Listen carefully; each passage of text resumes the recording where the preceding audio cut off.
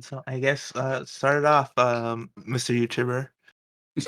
Why do I have to start on my own channel? You should. It's your you gotta video and you gotta your indulge me. No. oh, okay. um. Yeah. So like, what? So I mean, I guess we could start by kind of talking about what do you think about the state of Pokemon now? Like, we even have a point of comparison, right? So we talked about this. I think it's 2019. It might have been 2018. Like, I know it's Thanksgiving. Um, like, how do you feel coming from Sword and Shield to Arceus to Scarlet and Violet? And what do you think about the state of Pokemon today? Kind of. Let's not talk about the controversy of Scarlet and Violet yet.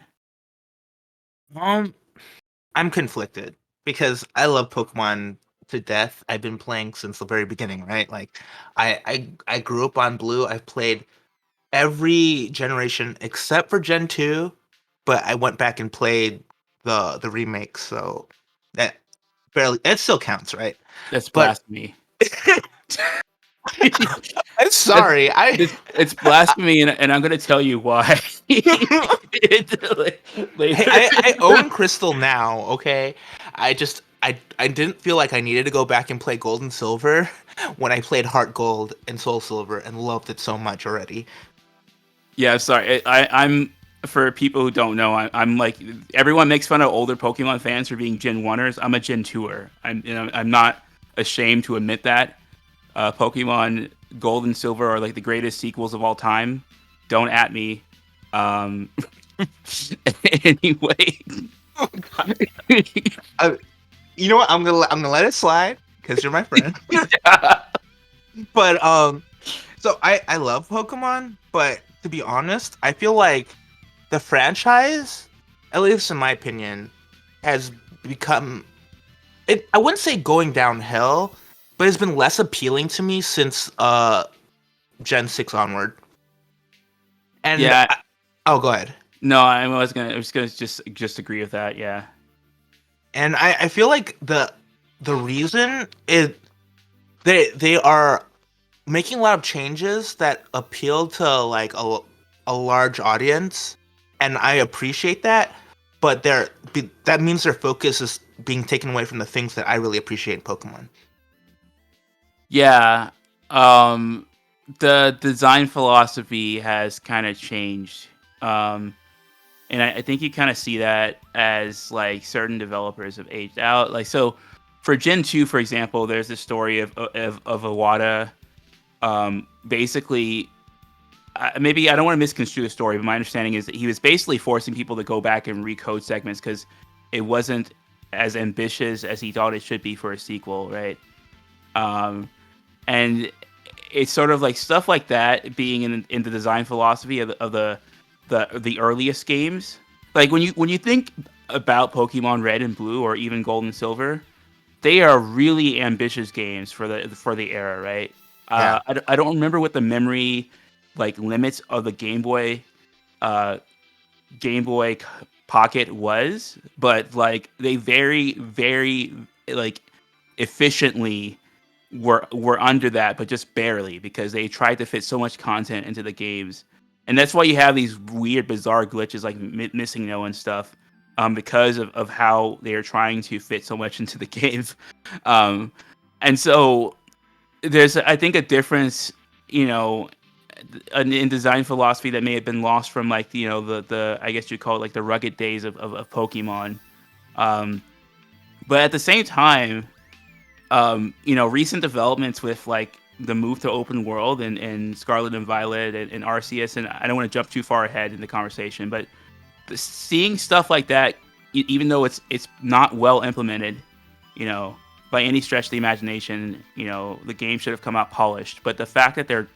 trying to do that gives me a tiny sliver of hope that we can kind of go back to that level of ambition that I think the Pokemon franchise deserves to have in going forward.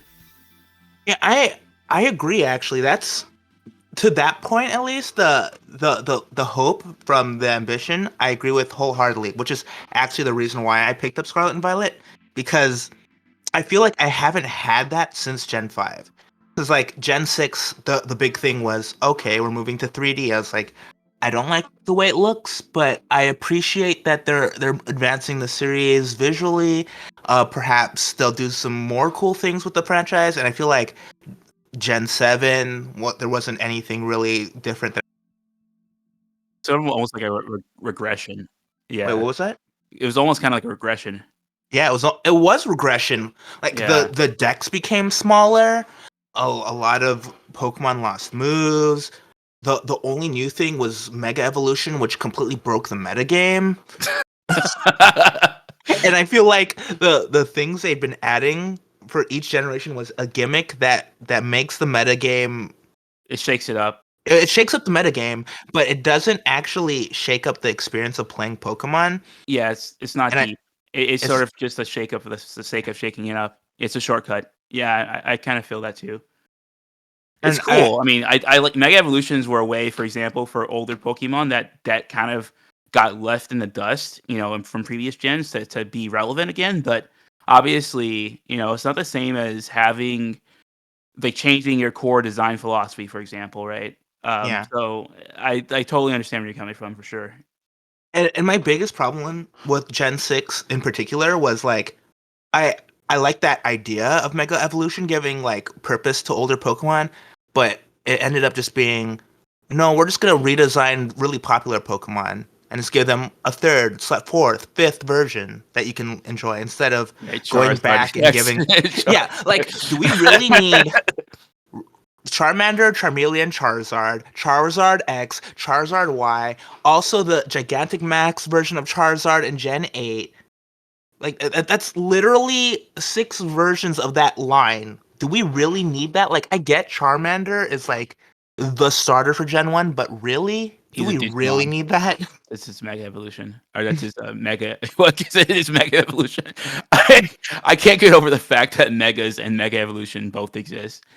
Um, yeah, I mean, so some of these design choices, obviously, like it's inescapable to, you got to grapple with the fact that Pokemon is a business at the end of the day. So, like, obviously, Charmander gets like a thousand forms because Charmander's a popular Pokemon, right? Just like gigantic Pikachu, even though Pikachu is and never will be a viable Pokemon competitively, it's going to get a lot of special treatment. So like that's definitely inescapable.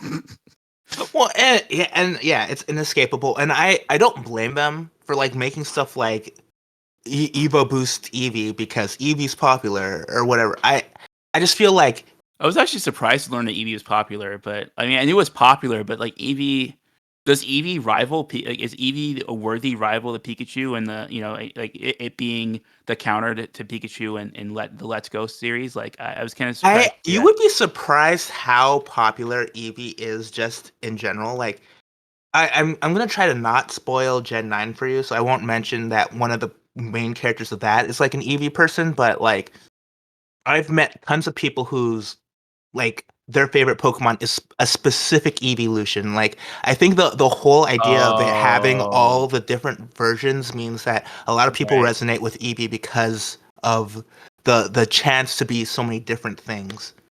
Yeah, that kind of makes And sense. it's also really cute. Yeah, yeah, yeah. That definitely helps. Like I don't think any other Pokemon has gotten like a new part of their line in what 4 games? Let me see. So you had the 3 evolutions in Gen 1. You got 2 more in Gen 2. You got 2 more in Gen 4. And you got another one in Gen 5. Or in Gen 6. Yeah.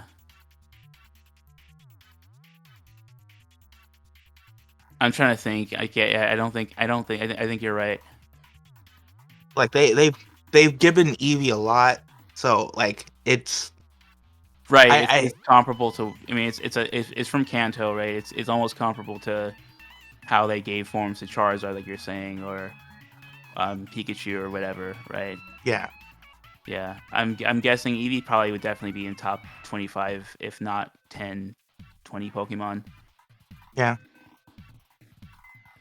Yeah. So my experience is like a little different.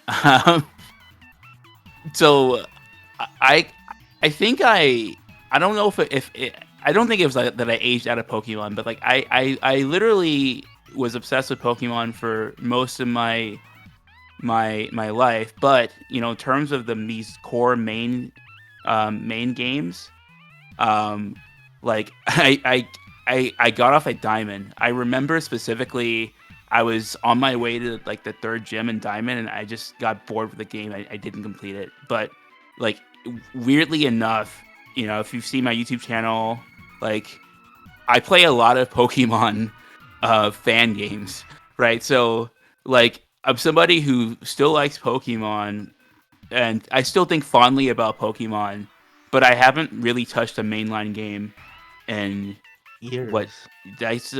that's almost like a decade and a half, right? Like, Well, Diamond was what, 2006? 2000.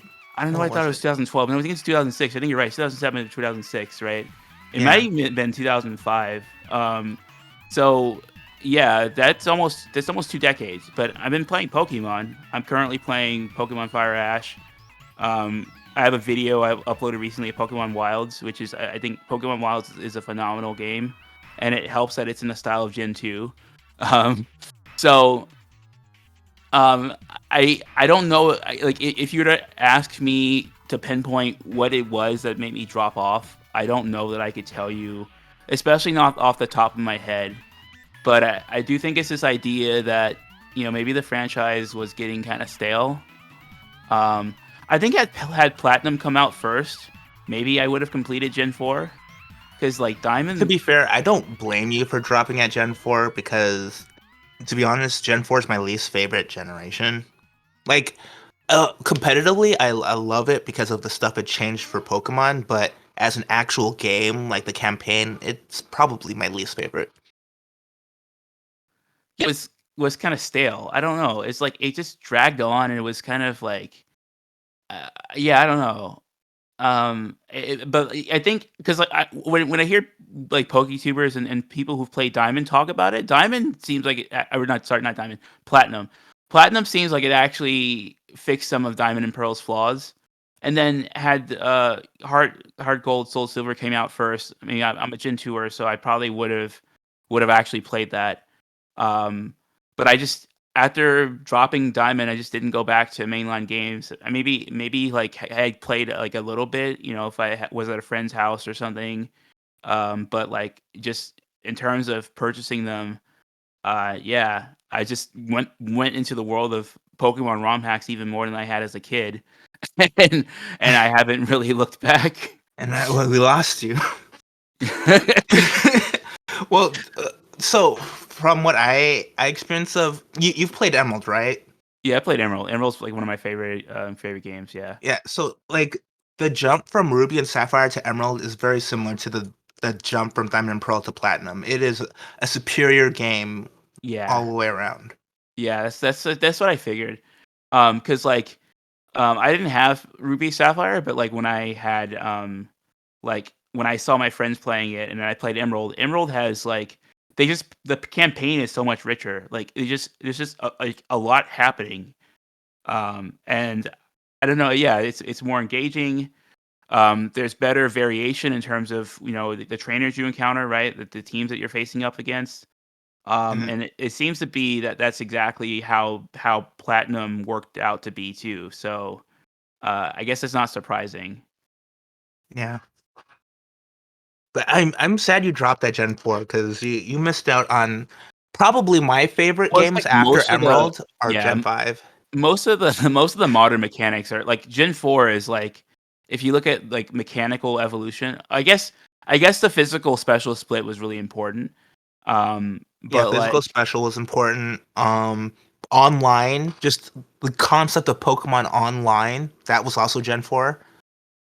there's something about that irked me because like so I don't know if you know about the history of Pokemon MMOs. Like, and I'm not even gonna pretend to be an expert here, but like, because as a kid, I was bored a lot. I'm an only child, and so a lot of my time was spent like in my room on the computer, and so I would just find games that were not, they were not the games that I necessarily bought, right? Like Mhm. emulators and stuff, and there was a Pokemon MMO that came out in 2002 or 2001 called Pokemon Online. I didn't play that one, but I was enrolled in one called I think like, I want to say it was Den of Ages, but um I don't think it left beta. There's at least 5 of them. I'd heard of all 5, but I only played 1 or 2 of them, and I'm probably mixing up which one I played. And then Crimson is now trying to get me to play. These things have never died. People have always been trying to create the dream of playing Pokemon in a fully immersive online world, as opposed to, I know, with the like global trading system and Hmm. battling, you have like Wi-Fi interactions, but it's not the same as, say, a MMO where you are an embodied character interacting with other player characters, going on an adventure. It seems like Scarlet and Violet is trying to do something more in line with that, I mean, but kinda. kind So of right. Yeah, yeah, I know it's not exactly the same. Um, but I mean, it's a natural fit. I was gonna say, like, this idea is a natural fit for Pokemon, right? Like a MMO world where you are a Pokemon trainer, and hell, if it were 3D, this thing would sell subscriptions like hotcakes, right? yeah. Uh, so because the world of Pokemon fan creations are so um like full of ideas like this, it's so easy to just forget about About mainline stuff. mainline stuff and get lost in this stuff. And I realize now that this like discussion is just going to be a list of projects for Nintendo to go after Yeah, leave them alone. shut Also, down. I like I was the whole entire time I was thinking about my. I had a friend in town a few months ago, and we were talking about Pokemon. He was like playing Poke MMO, like specifically, and was telling me to get into it. I'm like, but I have Yeah. all these other games. I can't sit down and play an MMO specifically that's like a fan one for Pokemon right now. But I mean, I feel like the appeal of mainline stuff is supposed to be, yeah, it might not be as creative or inventive, but A, it's polished, and B, there are tons of other people to play with, and not just a very small, tight knit community. No, no. I mean, I totally agree. Like, I'm not even saying, like, the comparison I'm making to the fan idea is this question of ambition and staleness, right?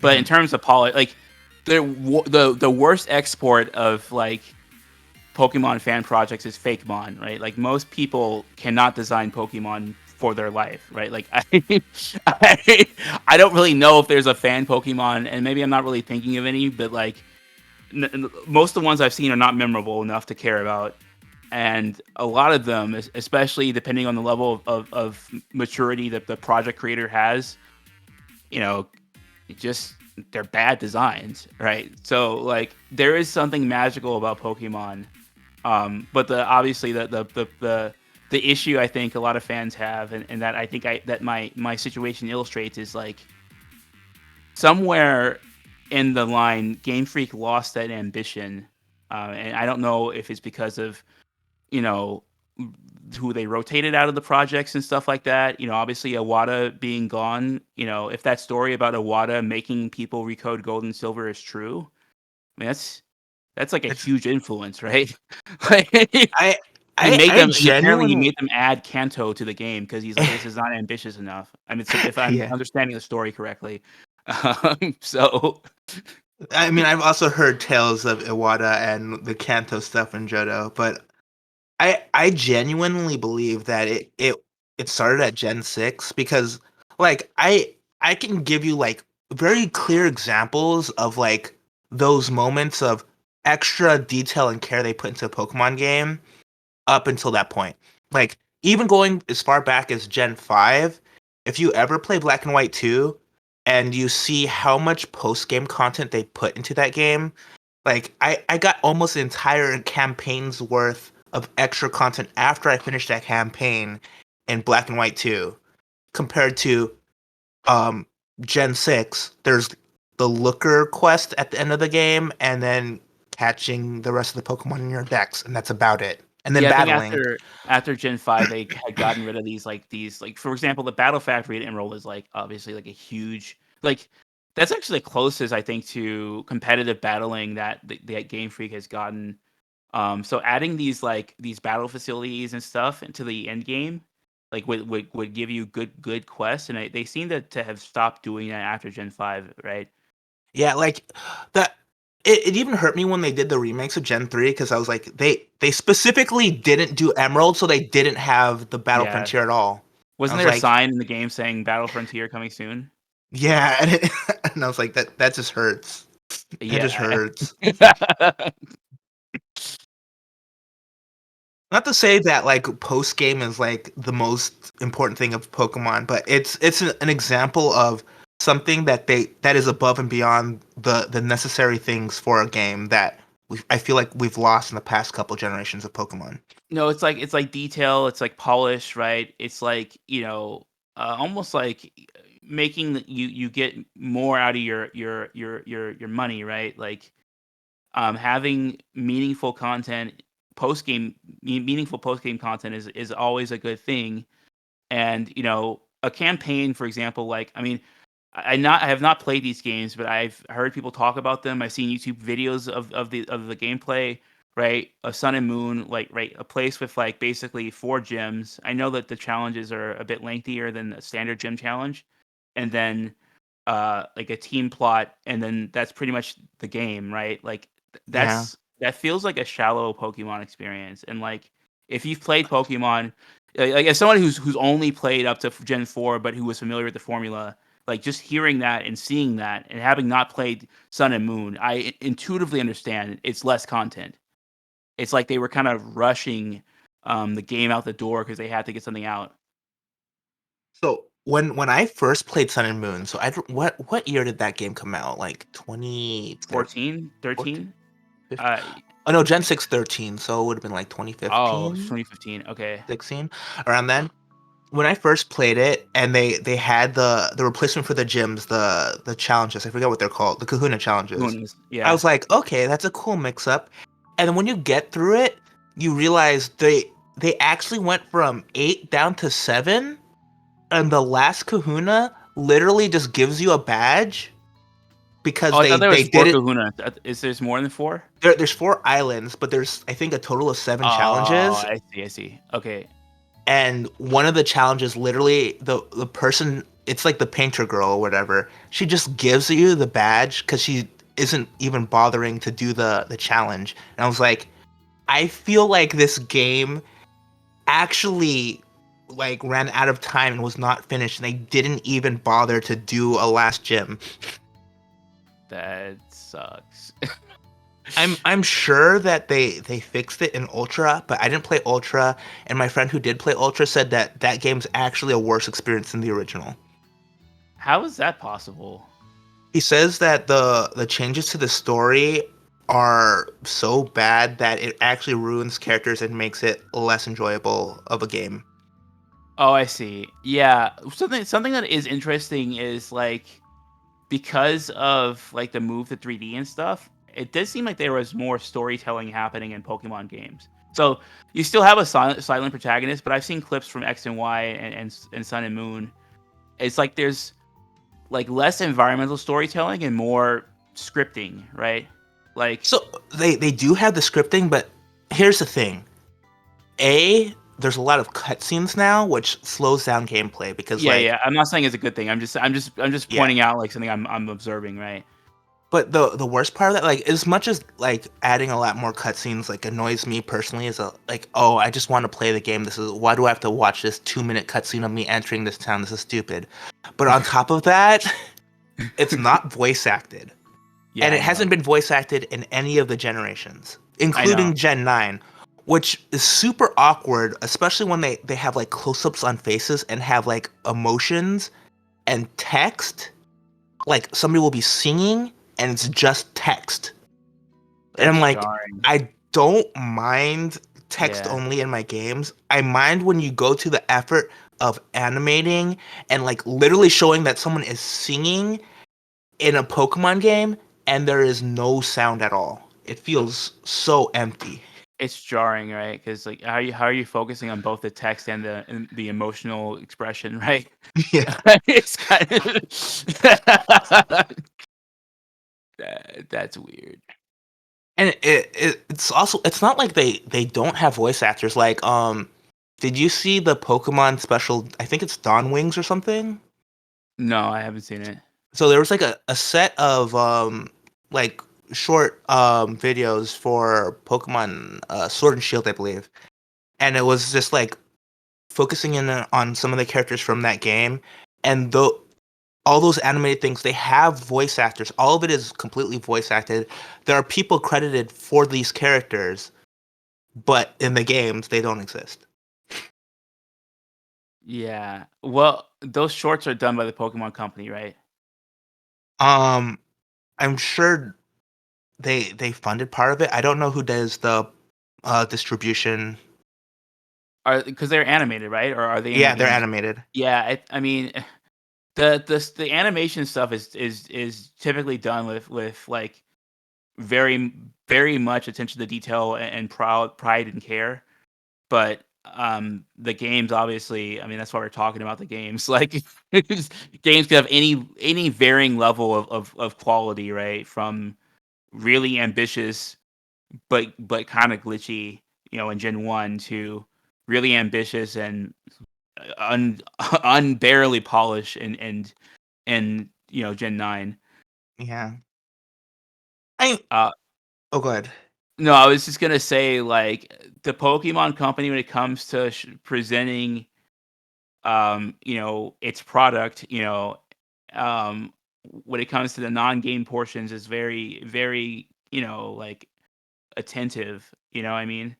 Like, I've seen a lot of these animated shorts on the Pokemon channels, the Pokemon Company's YouTube channel, and, Mhm, like, they're beautifully animated, they've got great music, it's like it's so gorgeous and amazing, right? mhm. And it's, like, and consistently so, but the games do not, for whatever reason, get that level of attention and detail. Yeah, the product you pay for, no attention to detail. The free thing, sure, we'll spend tons of money on that. Well, it's good for their brand. I mean, I don't get it either, like, I guess that's why I don't run a business, but, um, I mean, I would love to just understand, I guess, the psychology behind it too, because like, if you go back in time, because like Pokemon obviously is now one of the most managed brands on the planet. Like on LinkedIn, I have a LinkedIn because I have a professional day job. Like I follow the Pokemon channel on LinkedIn, and like there are like hundreds of people running this company, and across the world. So it's not just like you know, uh, Game Freak is in the corner slaving away on games, and there's just some guy sitting on a stack of money asking, "Where's my next product? Where's my next game?"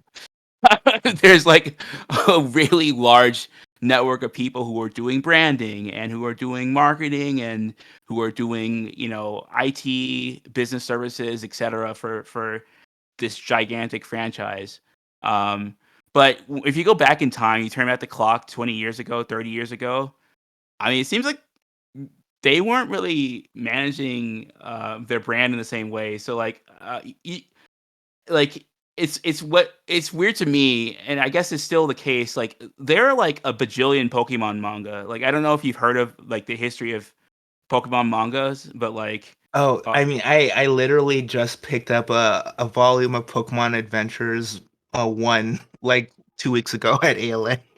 so Pokemon Adventures is like I guess quote unquote the original manga, and like the idea, I mean it follows the games very closely. Like it just basically animates the game protagonist in a kind of like a pseudo like realistic style. Like oh, I guess I don't want to spoil you on anything, so I won't tell you anything. Okay.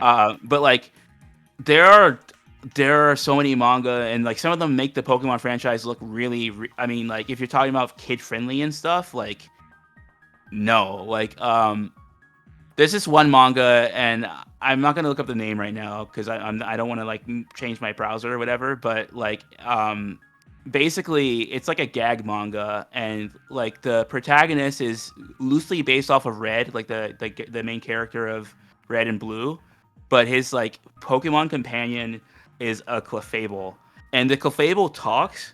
So like the Clefable just makes a bunch of like lewd jokes, like talking about like, you know, I'm pretty sure there's like hentai jokes sometimes. It's just like that's a Pokemon manga. Mhm. Like this is this is part of the brand. Like I don't see the modern day Pokemon Company like approving a comic like this today, or I don't even know if who does the approvals for these manga, but like that is like kind of insane to think about. Or there's one called The Electric Tale of Pikachu, which is loosely Mhm. based off of the anime. Yeah, So I've read that one. that one's kind of lewd too, right? I mean, like a little bit like Mhm. kind of yeah. It's like It's PG-13. it's PG-13, but like everyone in the well, I guess if you're a kid reading it, it's fine. But I don't want to talk about it. But it's not. And then like Oh, I think I found the manga you were talking about. Is it Pokemon Pocket Manga? The gag manga? it might be Pokemon Pocket Manga. Yeah, I don't. I think it was translated in English, but they changed the name and they like dropped all of the gags. So it was just like pseudo serious Clefable and Red adventure. And they actually make a parody of it in one of the anime episodes. I forget which episode it is, but I'm sure there's somebody who out there who has perfect knowledge of Pokemon trivia. So feel free to comment whatever episode that these two characters appear in. uh, there's also Pokemon Rebirth, which is a more recent manga. I don't know if you heard of that one, but it's basically henshin for Pokemon. Oh, okay. So like the characters like have essences of Pokemon and like they can transform into like humanoid Pokemon. Uh, so just imagine someone transforming like a human transforming into like a Lucario human hybrid to fight, I guess other. Oh, so it's Digimon Frontiers. Got it. Yeah, it's Digimon Frontiers for Pokemon, and it's kind of worse too because like it came out way after Digimon Frontiers came out, so it wasn't even original. Um, it's a Perfect. very weird manga. So my point is like I do wonder what point the Pokemon Company became this sort of like stuffy tied, like serious business company that demands Game Freak has these insane rapid cycles to produce more characters for more family friendly content as opposed to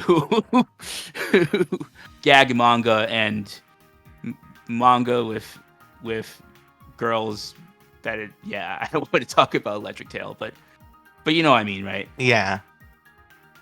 I mean, I don't know when that point started, but I mean, I I've been seeing that with just Nintendo properties in general for like years. Like I've heard many stories of like um what are their name? Have you ever heard of Kit and Krista? They used to do the that Nintendo Minute Show. Yeah, I've heard of them. Yeah. So they have like their own YouTube thing now, and they were talking about old Nintendo stories, and they were talking about how like they there was like some release for a Pokemon game, and they got an ice sculptor to sculpt all the Pokemon, the new starters, and it was really great. And like Pokemon Company approved two of the ice sculptures, and then they disapproved one of them because it was off by like a couple millimeters, and so the whole thing had to be scrapped because it was Pokemon and Nintendo, and if it's not perfect, it's not allowed. So all that the money and all the work that person put into making those ice sculptures just gets scrapped. It's like Bowser's teacup. Oh, thank God. Oh yeah. I know you've heard the story, but for those of you listening who don't know what Bowser's teacup is, and Wreck-It Ralph, I talk about this in almost every video I talk about Nintendo in because it's so funny. In Wreck-It Ralph, like Nintendo execs like came down to, is it Pixar or Disney? I guess it's Pixar, and they're like telling them how I to. think it's Disney Animation, right? I Oh, don't maybe think you're right. Pixar did that. You're Yeah. right. You're right. Yeah, it's Disney. But they were like literally trying to like they were telling them how to animate Bowser's sipping of tea, and it's like Bowser is not known for sipping tea. This is not like a character trait. What? why were they so anal about how Bowser drank his tea? Something that he is, again, not known for. I mean, he's not a tea ambassador. He's not a tea promotion, a tea salesman. Um, I mean, they want to have an iron grip on their IP. I get it theoretically, but in the way they, yeah, that's what it's exactly why I bring it up. But yeah, it's bizarre, right? yeah. Um, but I don't know. I mean, there must be a reason behind it, but it's interesting because as the examples of the manga I just talked about show, maybe they didn't always used to be like this. Well, I guess Pokemon Company didn't used to always be like this. Nintendo maybe had been always like this, as I talk about in the I think I call it Legal Fury, Nintendo's terrifying examples of Nintendo's legal enforcement. Um, so it's interesting to think about. Um, I think Nintendo has been like this for a long time, but Pokemon Company wasn't because Pokemon Company is and Game Freak and Creatures are mostly the people who have like the IP control over Pokemon. They they aren't as strict, or they didn't used to be as strict as Nintendo was about it. Like I think if Nintendo had like all the control over Pokemon, like things like Pokemon Go wouldn't even exist. yeah, Like that's Nintendo didn't my even get into the yeah. mobile space until like what 2016, 2016, 2015. 2015. Yeah. Yeah, they're pretty slow. I think, and we talked about this too. Like, I think they're kind of a conservative, and I don't mean conservative politically. I mean conservative like in terms of mindset. They like kind of the status quo. They don't really. They're not really quick on trends. They're really reliant on tradition and kind of things that they've done in the past, right? Like when you think about their reaction to Let's Plays, as early as 2010, a lot of companies like Microsoft were very kind of encouraging of Let's Plays, going as far, and not just Let's Plays, but like machinimas, which are people literally making derivative content from your game engine and selling it. Like so, Red versus Blue, which I talk about in the video I brought up in Nintendo's legal history. Microsoft and Bungie, they didn't go after Rooster Teeth for making Red versus Blue, and that's now like I think it's like $1 million plus franchise, right? Or it Um, used to be, but Rooster Teeth well, okay, now, isn't. it's like yeah, 20 seasons of blah blah blah. I know when Monty died, like people said the quality fell off too. So I know it's not exactly the same, but the point still stands. Like they were able to create something, and I'm not even saying that this is moral or necessary, but it's just interesting. Nintendo's mindset is to repress things that are new technological trends as opposed to trying to figure out how to coexist with them, at least at first, until they cave in the pressure, right? Like eventually they ended their Nintendo Creators Program after. Yeah, so it seems to me that at first they don't even know what's happening, even though I'm sure there are people who are savvy who are in the Nintendo umbrella, but I'm sure higher ups don't listen to any of them. And then when they finally are aware of things, their first response is, "We'll shut it down. Just shut it down." Like, oh, they want to do a Nuzlocke. What's a Nuzlocke? I don't know what that is. It sounds like hacking. Shut it down.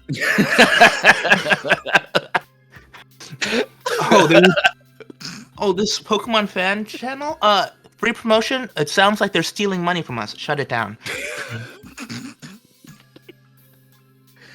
I would love. Yeah, I think I told you this before. I would love to see a cultural expose because, like, I think the developers at Nintendo probably they love the designing and they love the fans, and if it were up to them, maybe they'd have more Easter eggs, more things that fans appreciate. But there's probably some degree of control that the executives have, and the executives probably have sort of like a very fixed mindset. But I don't know that to be the case for sure, right? I just would love a cultural analysis of Nintendo. The closest thing I found is in that video that I made recently. In that video, actually, I was supposed to release it last December, because I recorded it December 2021. Just got around to uploading it last month. But Nice. in that video, I heavily reference a book called Game Over, how Nintendo, uh, I think like zapped industry, controls your kids and is trying to take over the world. I think the title is deliberately provocative, but basically there's this guy who's like a 90s journalist who's like kind of like a cultural journalist who interviewed a bunch of Nintendo of America executives. But like I don't know, Nintendo of America's culture was really, it's like classic mob stuff. Like I don't know, like Nintendo, for example, actually got like they got a fine from the FTC because they were trying to price fix. Like, it was just Wait, like, really? I mean, like it's not because I say it that way. It's not, it wasn't like a huge scandal, but like yeah, the FTC found them sort of like mildly like in contempt of like anti-competitive, like I don't know if it was like necessarily laws or it was more like a precedent, but like basically they had to give a bunch of customers like a $5 voucher to compensate for this this behavior. Yeah, that sounds like And like intense. they knew they would get the fine apparently, but they wanted to get more market consolidation. Okay. But like yeah, so like that book, I don't know, is it's not exactly what I was looking for, and obviously it's talking about the culture of Nintendo America in like the 80s and 90s, and like it's like a totally different thing from like how does the modern Nintendo, especially Nintendo of Japan, see itself? Like why today, you know, they're a household name. Like you would think that okay, maybe in the 80s and 90s they have to be very aggressive about their IP, Hmm. because they're a new company and they're gonna lose, you know, their market relevant if they just don't protect their IP, right? But 40 years, everyone knows who Mario is, right? Everyone knows that a game on Newgrounds.com is not a Nintendo sponsored product. why why why sue the pants off of some like 15-year-old? I mean, to be honest, I don't know because like my first response would be like they're just following the Disney model, right? Just be super conservative with your IP, do everything in your power to keep it copyright, and leverage that as a way to keep yourself profitable. But even Disney is starting to open up a lot more than they used to. I feel Yeah. like Nintendo is even further back than Disney is, and I think Disney's approach is archaic. No, Disney's approach is archaic, but Disney's approach makes sense because, like, I think with old media, like, so for gaming, like, this user generated content is like really important, and Mhm. like even people who are like now, you know, like chasing the Web3/NFT thing, like they're talking about user generated content because this is what preserves games for for decades, right? People are still talking about Skyrim. They're still talking about Oblivion, right? Because like there are users creating mods and stuff for your game 10 years after it's been released. It's still culturally relevant, right? Like so like the Disney model, while archaic, I mean it makes some degree of sense because like you, if you're selling movies and TV shows, you don't need user generated content to keep cultural relevance. You just maintain your IP. You know, that's the real moat right there, right? The classic moat. But for games, you kind of want an open ecosystem because that is, like I just said, how you kind of keep yourself relevant by engaging your fans, by allowing them to enjoy your content. But Nintendo's like, no retro titles for you unless you pay a monthly subscription. But even then, they won't be delivered consistently, right? No modding of our games, right? Um, if you ever make a fan product, any time, we'll sue you, right? It's Yeah. Yeah, I feel like you would make the assumption, oh, they want it for monetary gain, like, oh, you're making content using our IP and you're not paying us. So you're like, okay, maybe they want money, but clearly it's Yes, not I the don't think it's the money. money. It's not the money. I think it's It's the not the money. I think it's the brand. But and I don't know. Maybe they're right about it to some extent. Like I think we kind of retreading old ground. But you know, like they want to maintain a family friendly image now. no more Red and Clefable making crude jokes, right? Got to clean up for the business meetings and have you know, content that's under Iron Fist, because like you don't want to show something that's not universal and family friendly. Um, but yeah, I don't know how far that goes to explain all of their behavior, but I think it explains at least some of it. Yeah. I kind of got off track from Pokemon, but I mean, a little bit. it's It's all always Nintendo. Nintendo It's making me always upset. Nintendo. Yeah. Well, okay. I mean, so like I think I know Creatures and Game Freak and Nintendo have each a one third stake in the Pokemon Company, but I feel like, I mean, like Nintendo has to have a strong arm influence, because like some of the decisions, for example, like the decision to refund dissatisfied customers I mean, not Sword and Shield, but Scarlet and Violet copies. Didn't that come from Nintendo? Yeah, but I guess we haven't had this discussion on here, but my argument for that was I don't think it's specifically because Nintendo is a hardware manufacturer. So in Oh, I any see. case where any game needs to be refunded, Wait, the and buck stops with them. it's to the point where like Yeah.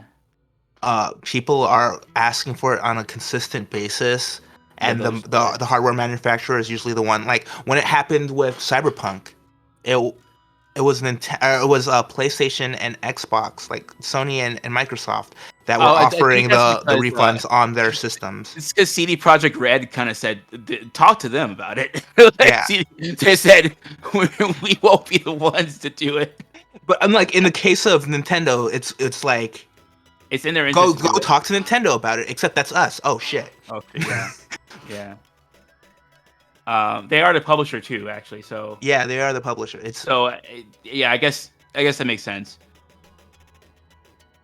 but Yeah, I but don't know how far that went because like from everything I've been seeing from the sales, like Scarlet and Violet is still killing it. Like no, yeah, I think it's gonna be, when the dust settles, it's gonna be the highest selling or fastest selling. I don't think the returns made a dent in the demand for this game. I don't know if people are still demanding the game. Like as I said near the beginning of the conversation, like I have not played a Pokemon game. I think I played a little bit of Let's Go, and I wanted to try Arceus, but I haven't bought it yet. So, like, I technically, I should caveat that, but Let's Go is basically just, there's a Pokemon ROM hack called Pokemon Ash Gray. It's just Ash Gray, but inferior. Uh, so, um, wait, but did Ash Gray do the wild Pokemon thing before? Because like I haven't played Ash Gray specifically, like no, the I mean, Pokemon in the overworld part. the main thing about Ash Gray is that it basically is a one-to-one recreation of the anime. So you have Pikachu following you, and you have like more kind of like anime aesthetic stuff. Like Chase from Let's Go, it kind of resembles Ash more than he resembles Red, right? Okay. Yes, it's more like that sort of like what I felt like. Like I guess Ash Gray wins more in nostalgia than it does for technical like prowess, because it's a ROM hack of Fire Red made in 2013 maybe. Um, but even there, I consider that recreation of the anime more ambitious than just. I know Let's Go is kind of like a dumbed down Fire Red, right? A little bit. I do like the fact Yeah. that you can interact with Pokemon in the overworld. You can ride them, right? I mean, that's cool. I mean, yeah, I think the Let's Go series is just red and blue again, but they're just doing it in 3D with like with more of the Go mechanics, right? With the Yeah, Pokemon in the overworld, that stuff. It's just basically red plus Go equals Let's Go. yeah. And they're pretty transparent about that. I'm not like putting them down. I'm just saying I kind of like was I hoping. feel my disdain for Pokemon or well, more recent Pokemon is not games like that because like those kinds of games are advertised as this is a spin-off, this is experimental. If it doesn't fit what you want Pokemon to be, the game that you want is still coming. It's just a stopgap in between. Right. And again, I think they're pretty transparent about what Let's Go was supposed to be, right? Like that's why I said I didn't feel ripped off or anything, but I like in terms of my enjoyment, I found Ash Gray to be be more enjoyable. But that's mainly because of the content. Like I feel more nostalgia attachment to the anime Indigo League episodes than I do to just the generic concept of playing as someone who kind of looks like Ash, but then going on the exact same story beats as Pokemon Red and Blue Red. Yeah. Yeah, because I guess both of those games in particular feed into nostalgia as the motivator to play them, right?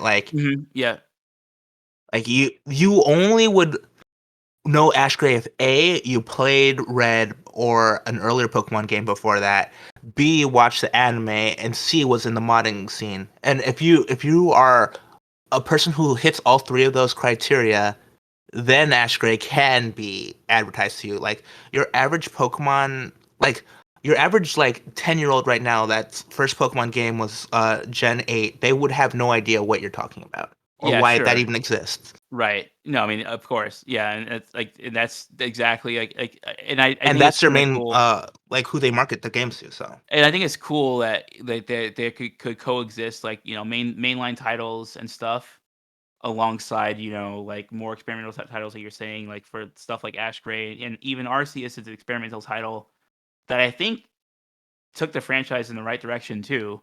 Um it's, I mean, so like, yeah, that's sort of like going back to like my I guess like my position, like, or my point of view is like I'm a little bit optimistic, even though there are a lot of missteps, but maybe maybe we can see Game Freak make something that will be lauded by everybody because they would have learned from their mistakes, and they will release a polished game. And see, I feel like I could have had that optimistic point of view until I played Scarlet and Violet. Because, okay, leading up to the release of Scarlet Violet, I was not really looking forward to the new Pokemon game. I was like, I will play it because I've been playing all the games. But to be honest, I didn't pick up Let's Go. I didn't pick up Brilliant Diamond. I didn't pick up a Pokemon Snap. The last Pokemon game I played was Sword and Shield, and I I got to the DLC and then dropped it. Dropped it like 10 minutes into the DLC. I was like, this is so boring. I Oh, can't I that can't was stand it. you you were reenacting me and Diamond. I No, think I got a little farther. literally, that's what happened to me. I I got think a I got a few little hours in farther and I than was 10 like, minutes. Maybe it was like 2 hours in, and it was just like 4 hours in, and it's just like, okay.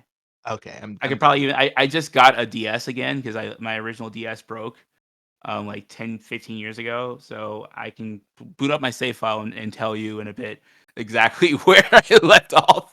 Nice.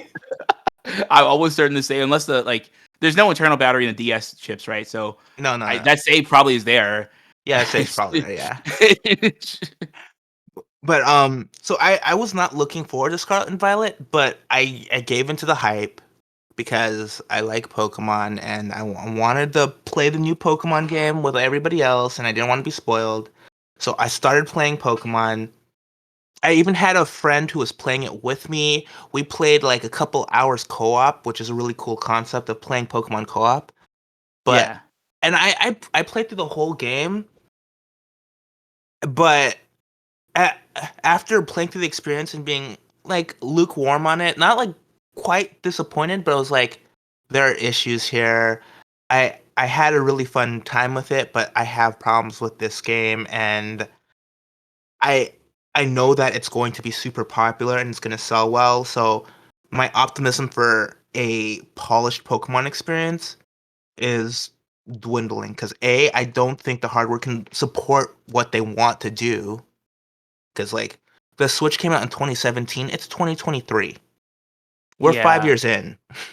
I mean, so your viewpoint is like, if I could summarize it, is like, look, like, it's a little cynical, but like they made bank making a game, whether it was intentional or not. Maybe they were rushed and they couldn't polish it as much as they wanted to, but they made bank selling a game that was basically, maybe it was from a like a story standpoint complete, right, and a content standpoint complete, but from a technical standpoint and a polished standpoint, it was not ready for what you would consider a release or whatever.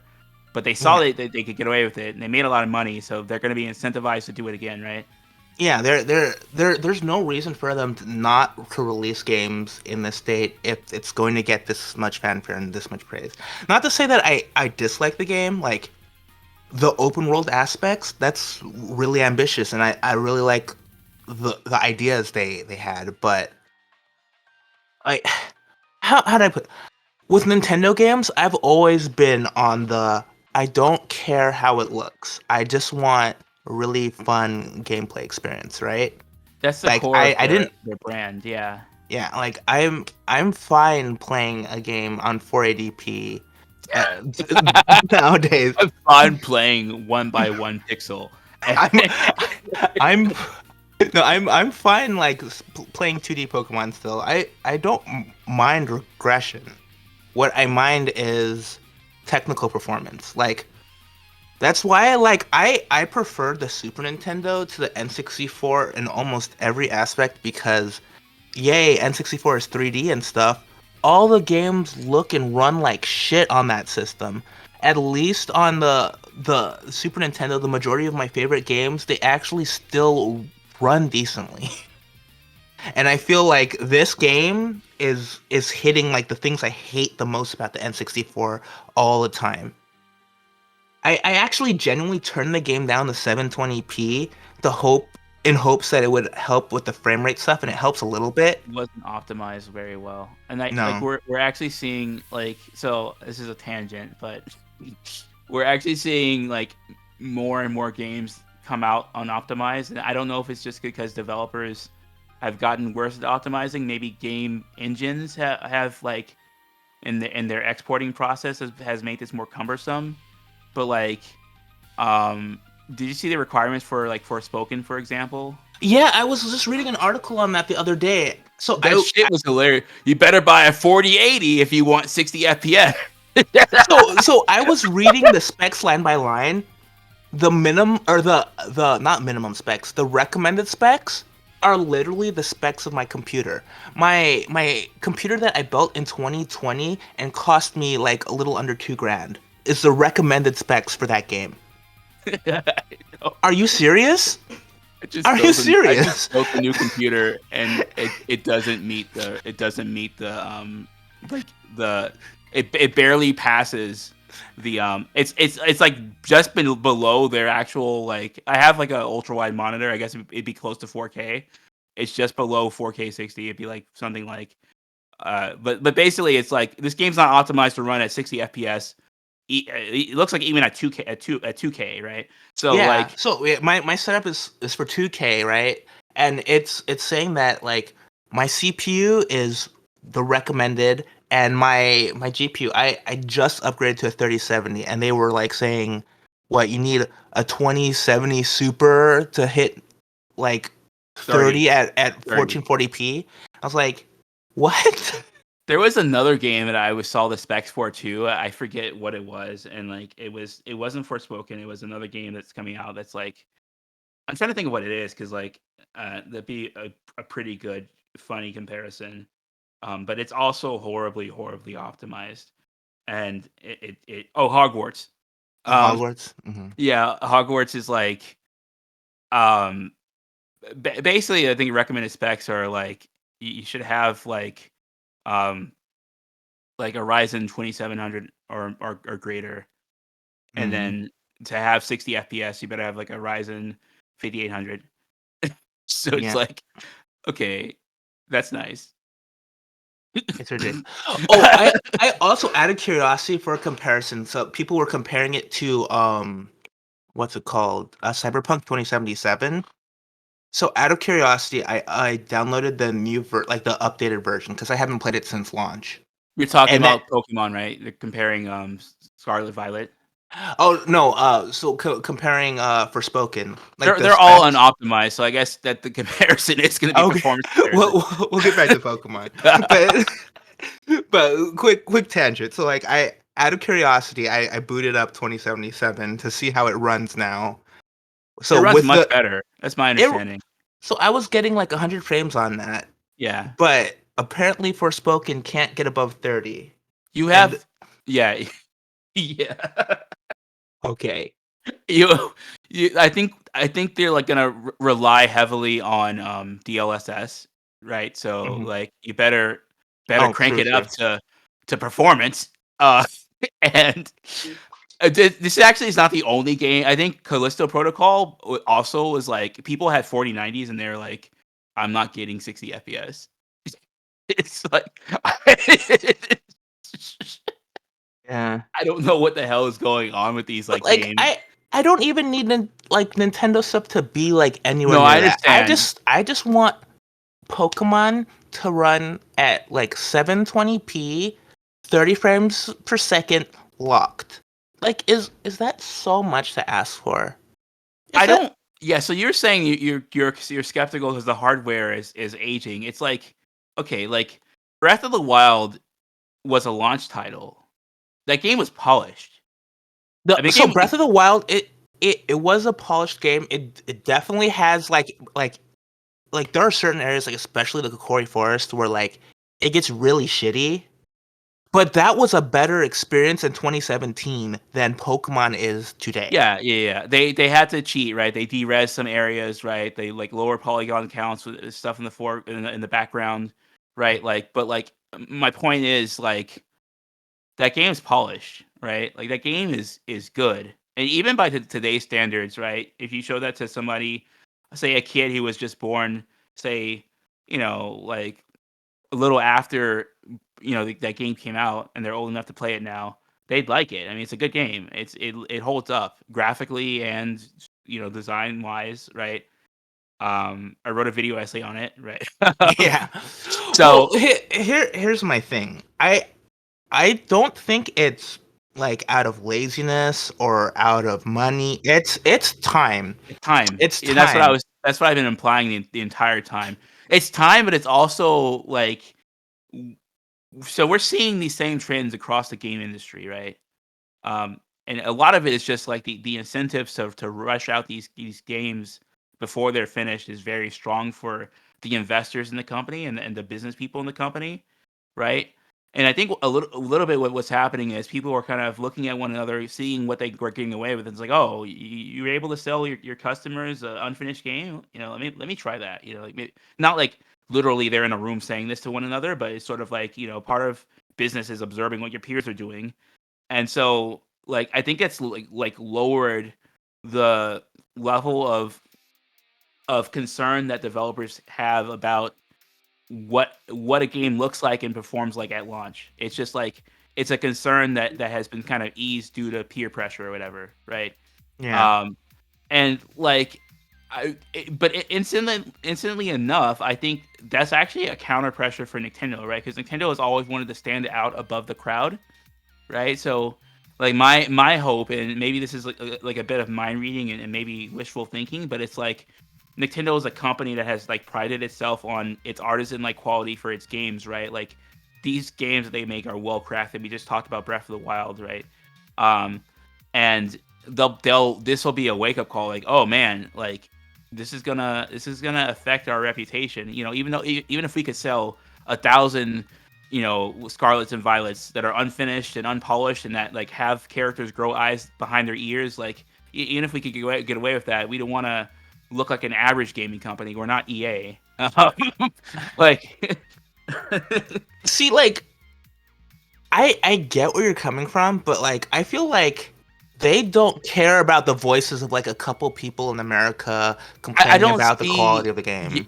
It's not just it's like the press, right? Even so for and I was mad about this, like so the coverage for Sword and Shield was like really really positive, like insanely positive. Like this is the most innovative Pokemon game, and it's just like this is BS.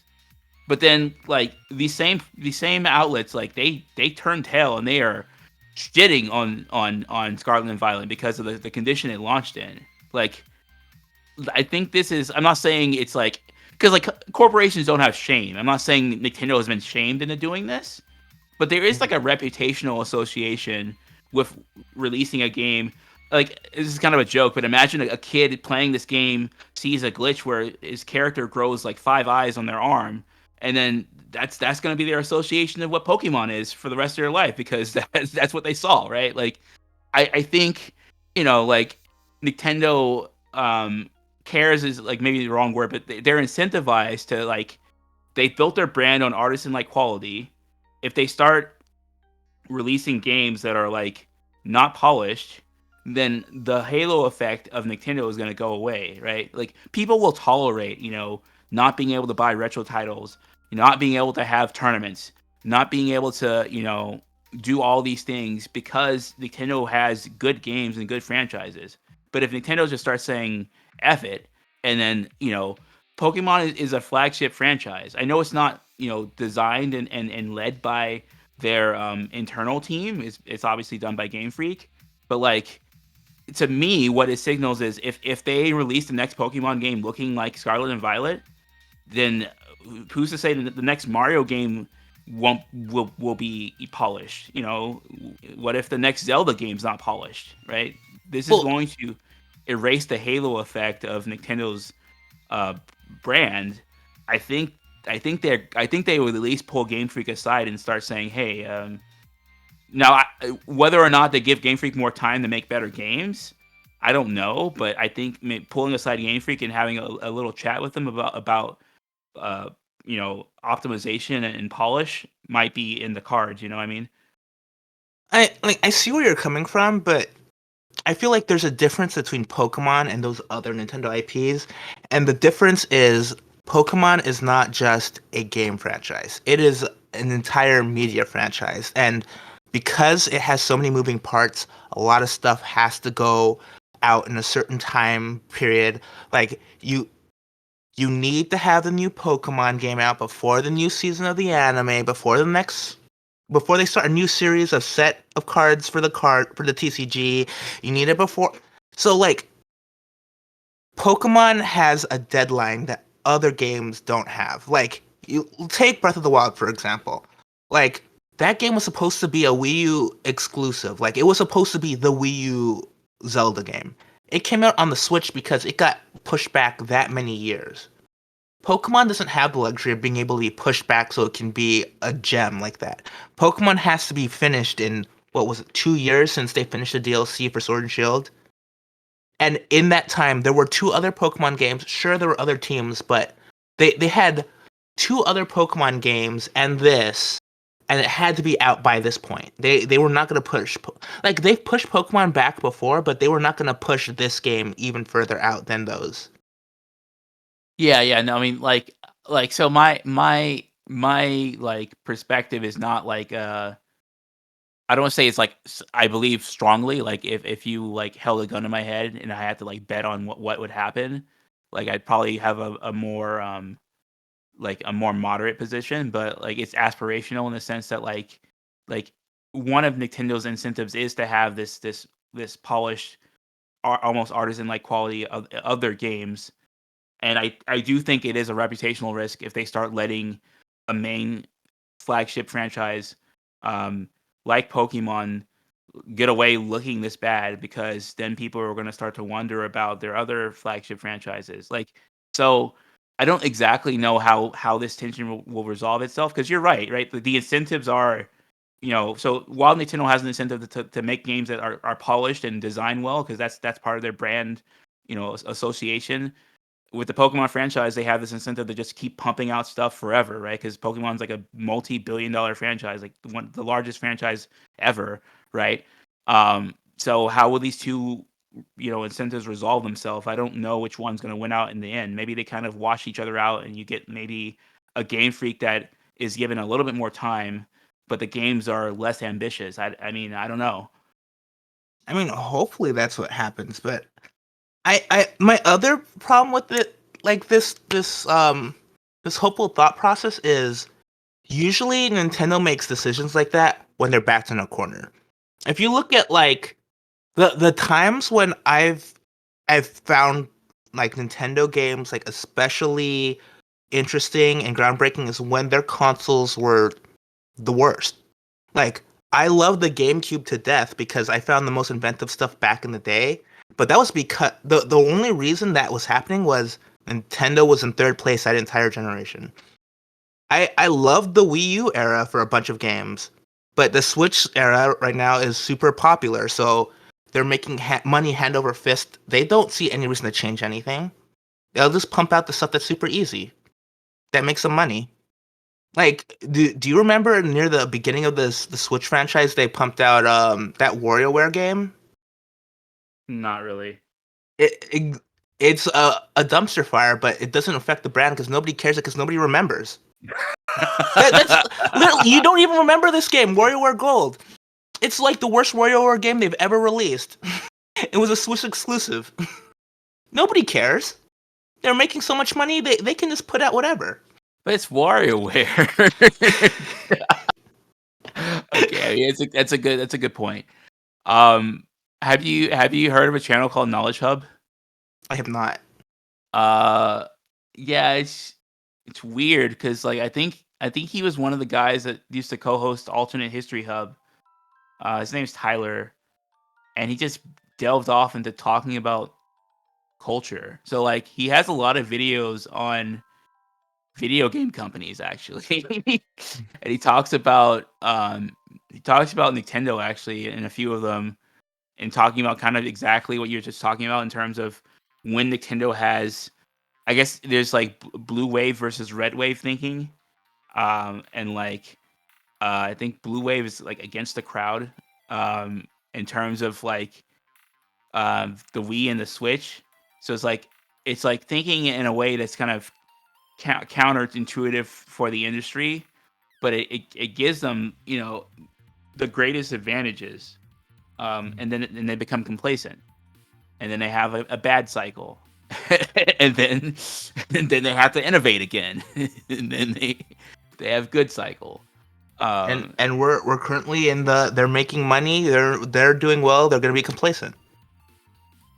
Yeah, I mean, I don't know like that it extends to like so there's one thing that I felt is always true, and like I guess with the Warrior example maybe it's not always true, but like I don't know, like 9 times out of 10 a Nintendo game is gonna be polished, and at least if it's not great, it's at least like competently designed, right? Like so I may have hated Diamond, because I was bored or whatever, but like Diamond. Well, I guess Diamond wasn't perfectly optimized, but it ran well enough. I understood the limitations. It was more like it didn't have the same level of ambition as like say Red and Blue, but like they showed that they were clearly possible, clearly capable of innovating on that, like you said in Gen 5, like so. I mean, I see potentially, right, like um I see Scarlet and Violet being that stepping stone, right? But like you said, it's there could be pitfalls, right? We just have to see how committed they are to making, continuing to make these games that are artisan like in quality, right? Yeah. So uh, the reason why I feel so strongly about this is the stepping stone for me was going to be Arceus to Scarlet and Violet. Because I feel like Scarlet and Violet is supposed to be the game that uses Arceus as the building blocks for making this transition into an open world style Pokemon game. You would think A- so, right? But it sounds like they didn't even use the same engine. Did they? Do you know? I don't know. I would have to actually look that up. It's like Scarlet, like Arceus is not like a flawless like glitchless game, but it's at least moderately more polished than Arceus. Or sorry, Arceus Is is morally more polished Mars than more Scarlet and Violet. polished than Scarlet and Violet. I mean, I don't even know if I would say it moderately. Like, I'm I being because like there are people who were putting down there are people putting down Arceus because there are some weird quirks. They had to do dynamic resolution scaling, and it's not in the way that Breath of the Wild tries to hide it from you. Scarlet and Violet is just like, okay, I can't handle the scene. I gotta load the resolution and the frame rate. It's like it's so obvious when you're watching footage. It's like, damn, like And to be honest, that stuff is what put me off from that game, and I was like hopeful it'd be fixed in Arceus. And like I said, in Arceus, it is Like the stuff you see online, Oh, it you mean is Scarlet and not. Violet?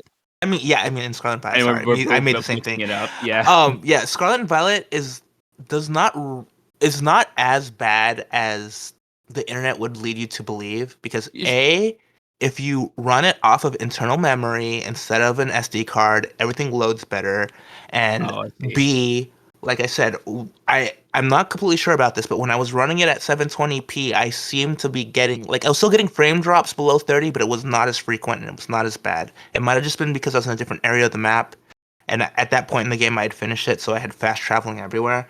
But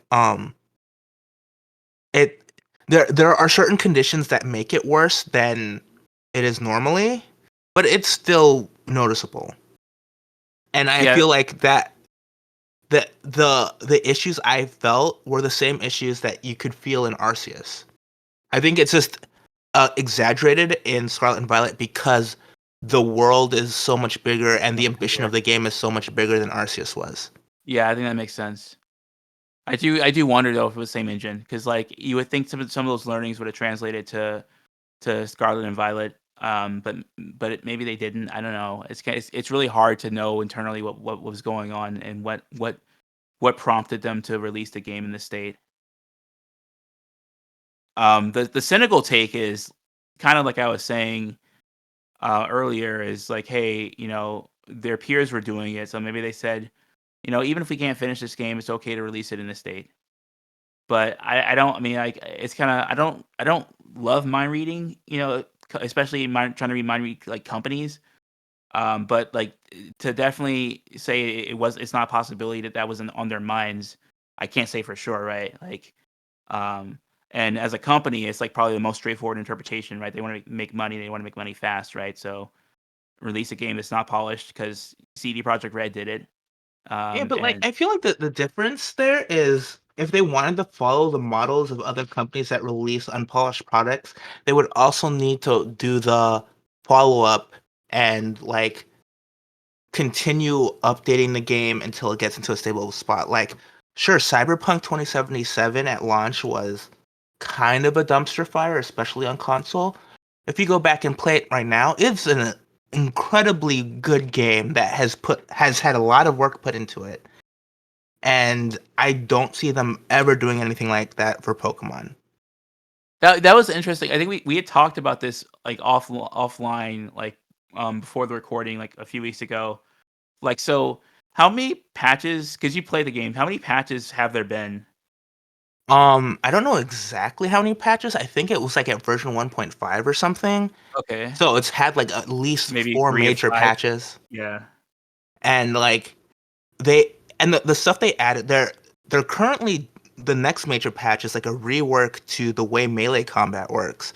They've Why? added um all the stuff from the Edge Runners anime. They've added that into the game for Oh, for free, so some you reason I get. thought we were talking about Pokemon. I'm like, Oh no, no, I'm talking about you're talking Cyberpunk. about Yeah, Cyberpunk. I was Yeah, like, Cyberpunk the has had. combat. I'm like, wait, there's like melee combat in No, Pokemon. no, You mean no, all no, the physical moves? Like they're no, no, reworking no, all no, of no, no. the physical So moves. like that game has gotten patches and a lot of work on it. Yeah, I know that Pokemon game is. since Yeah. we talked, I think there's been one patch that's like fixed one minor bug, but other than that, Pokemon's been the same since launch. Oh There my was the god. day one patch and there's been one patch since then and it was very minor. What? Seriously? Yeah. Okay. Like Well, that's I like guess when we had that conversation weeks ago, you were like, "Well, maybe they'll fix it." I was like, "No, they're not going to fix it. This is Nintendo." The concept of patching a game didn't even occur to them until the 2010s. that's like a. Do you remember Skyward Sword where people there was a glitch that could actually soft lock your game, and the only way to fix it was to send the disc back into Nintendo and have them fix your save and give it back to you. That was a Wii game. What? You don't know this story?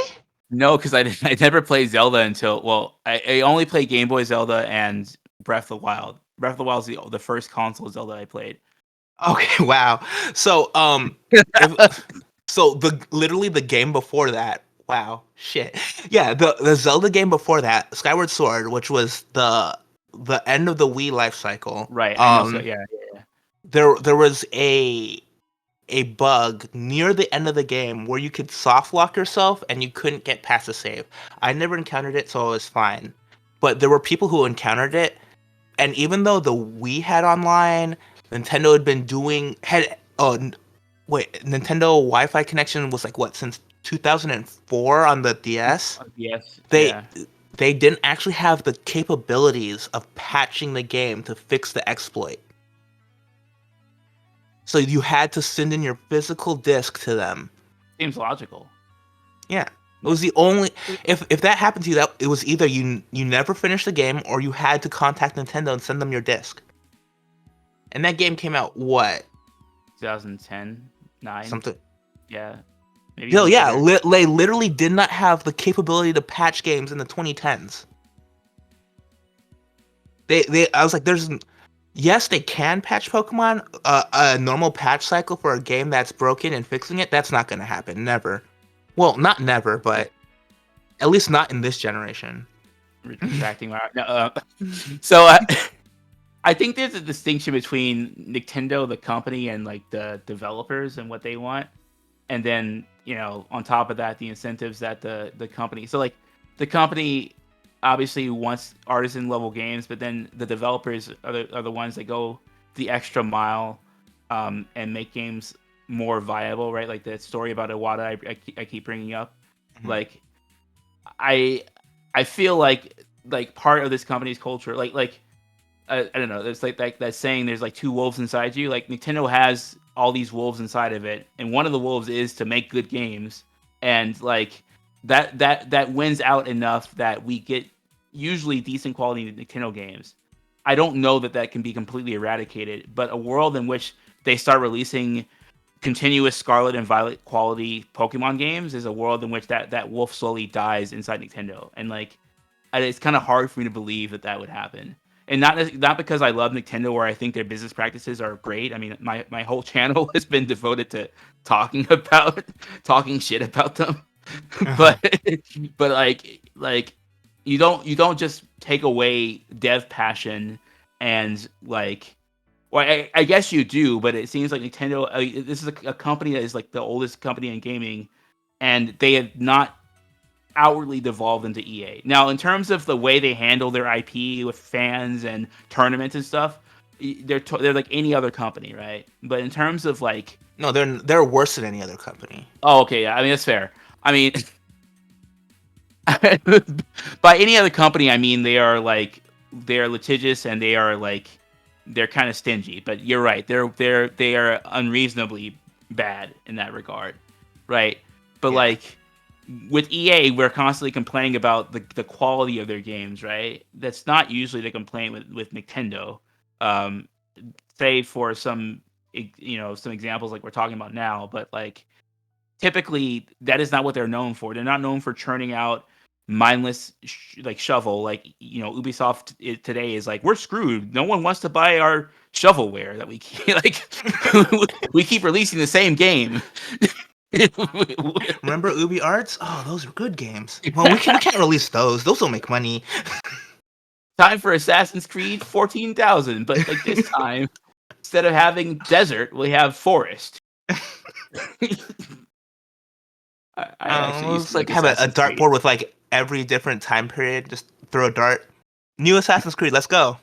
I actually liked like Assassin's Creed. The world building I think was decent, but like the game design somewhere around maybe after Unity just became stale.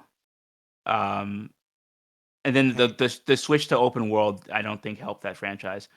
Like it's not bad, but then these games I played Origins for 100 hours, and I think that's gonna be the Damn. last game I played.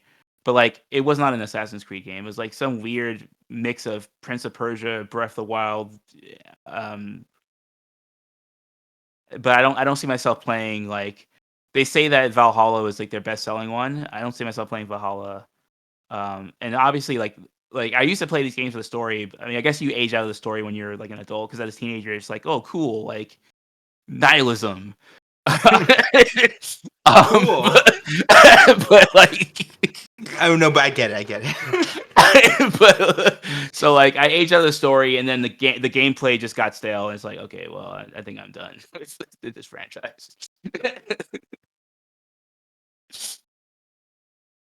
Yeah, I But mean, I feel like churning out a game or two per console cycle that is kind of egregious doesn't hurt the brand enough for them to stop doing it. but it's noticeable enough if it's the same franchise, right? Like, and if it's a franchise, like flagship franchise, like Well, that's what. oh, go ahead. Yeah. Well, I mean, like, again, like my argument is not like hard line. Here's the blah blah blah. It's just saying like I think there are incentives. There are obviously incentives to rush out products and sell them as quickly as possible, right? That's true of any company, right? Mhm. But at the same time, they have incentives to release quality products because that's what they're known for. And on top of that, there are developers at Nintendo who actually care about what they're doing. Whereas at EA and Ubisoft, they've turned these places into conveyor belt factories. Like, I actually talked about this in my. I don't know if you listened to my Mass Effect video essay, but like I talked about that a little bit, and because like you can kind of see the attention to detail and the quality of care in Mass Effect 1 and 2, and then in Mass Effect 3, like there's more ambient dialogue. There's like less like dialogue trees, or I used to call them dialogue forests because they were so big in the older games. Like it's just like they turned this into like a conveyor belt experience, and the design process must have been streamlined too because they had to get it out.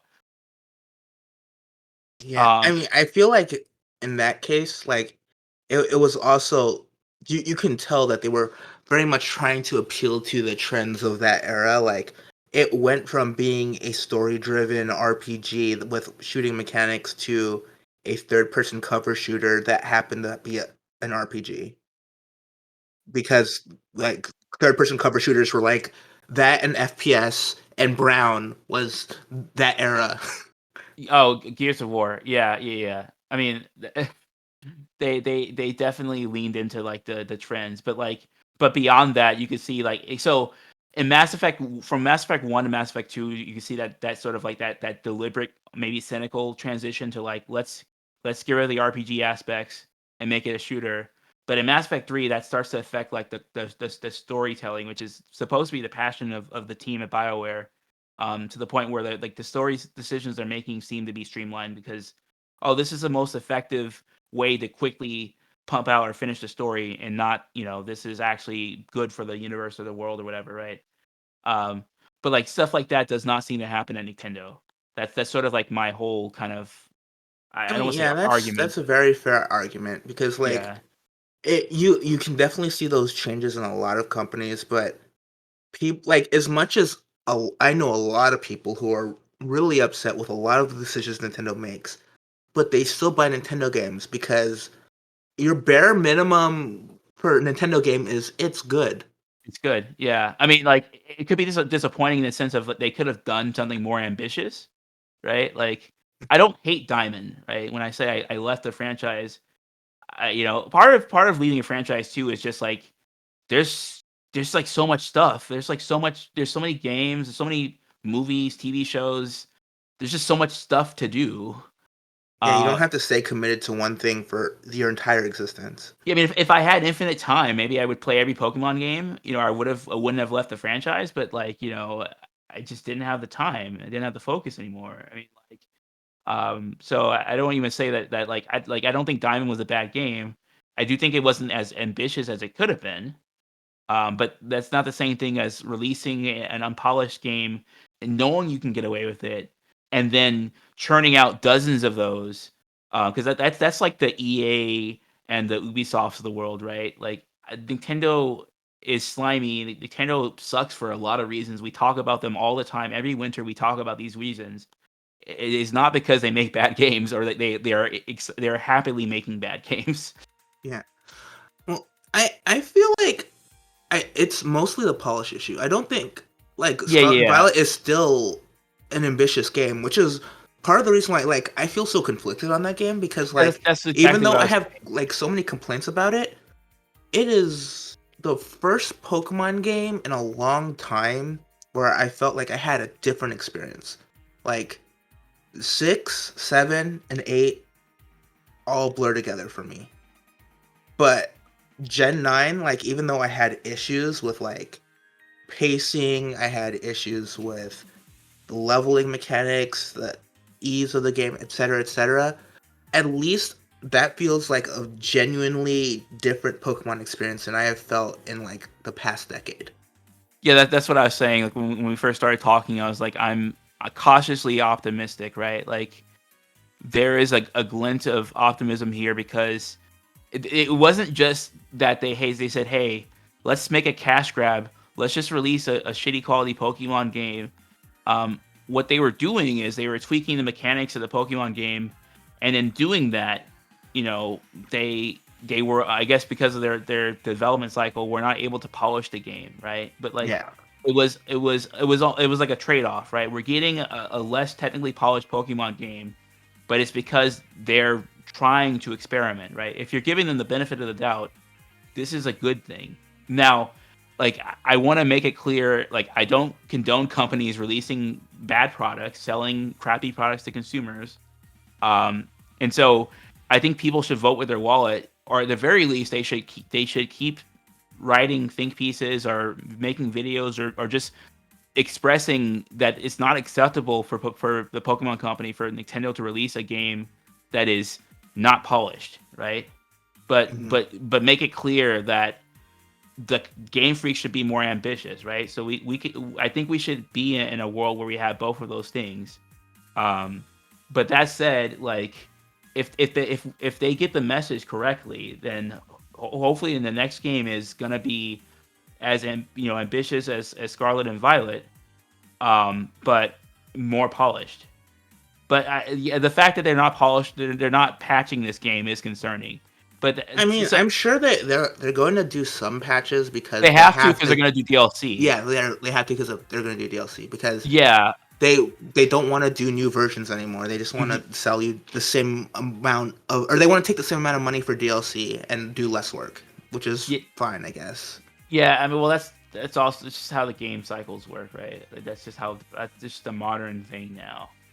Like Nintendo has become surprisingly, in some of the worst ways, a modern company. I know, like I sound like a crazy person, like going back and forth. Nintendo, good company, like, but Nintendo, like any other company, has a bunch of different incentives or different types of people who work at Nintendo, right? Like, um, and so on the business side, you got some of these folks who are just like realizing, oh, hey, we can have an online service like Xbox Live, but they don't know anything about what to offer customers. So you're just paying, what are we paying? Like ten I dollars a think month. we're paying. Collectively, you're It's paying 40, right? Or 80. I think we're paying 80 a year, and we're splitting it between 10 eight of of us. us. Oh, 8 of us. Okay, yeah. So it is 10. It is 10 a year for each of us, right?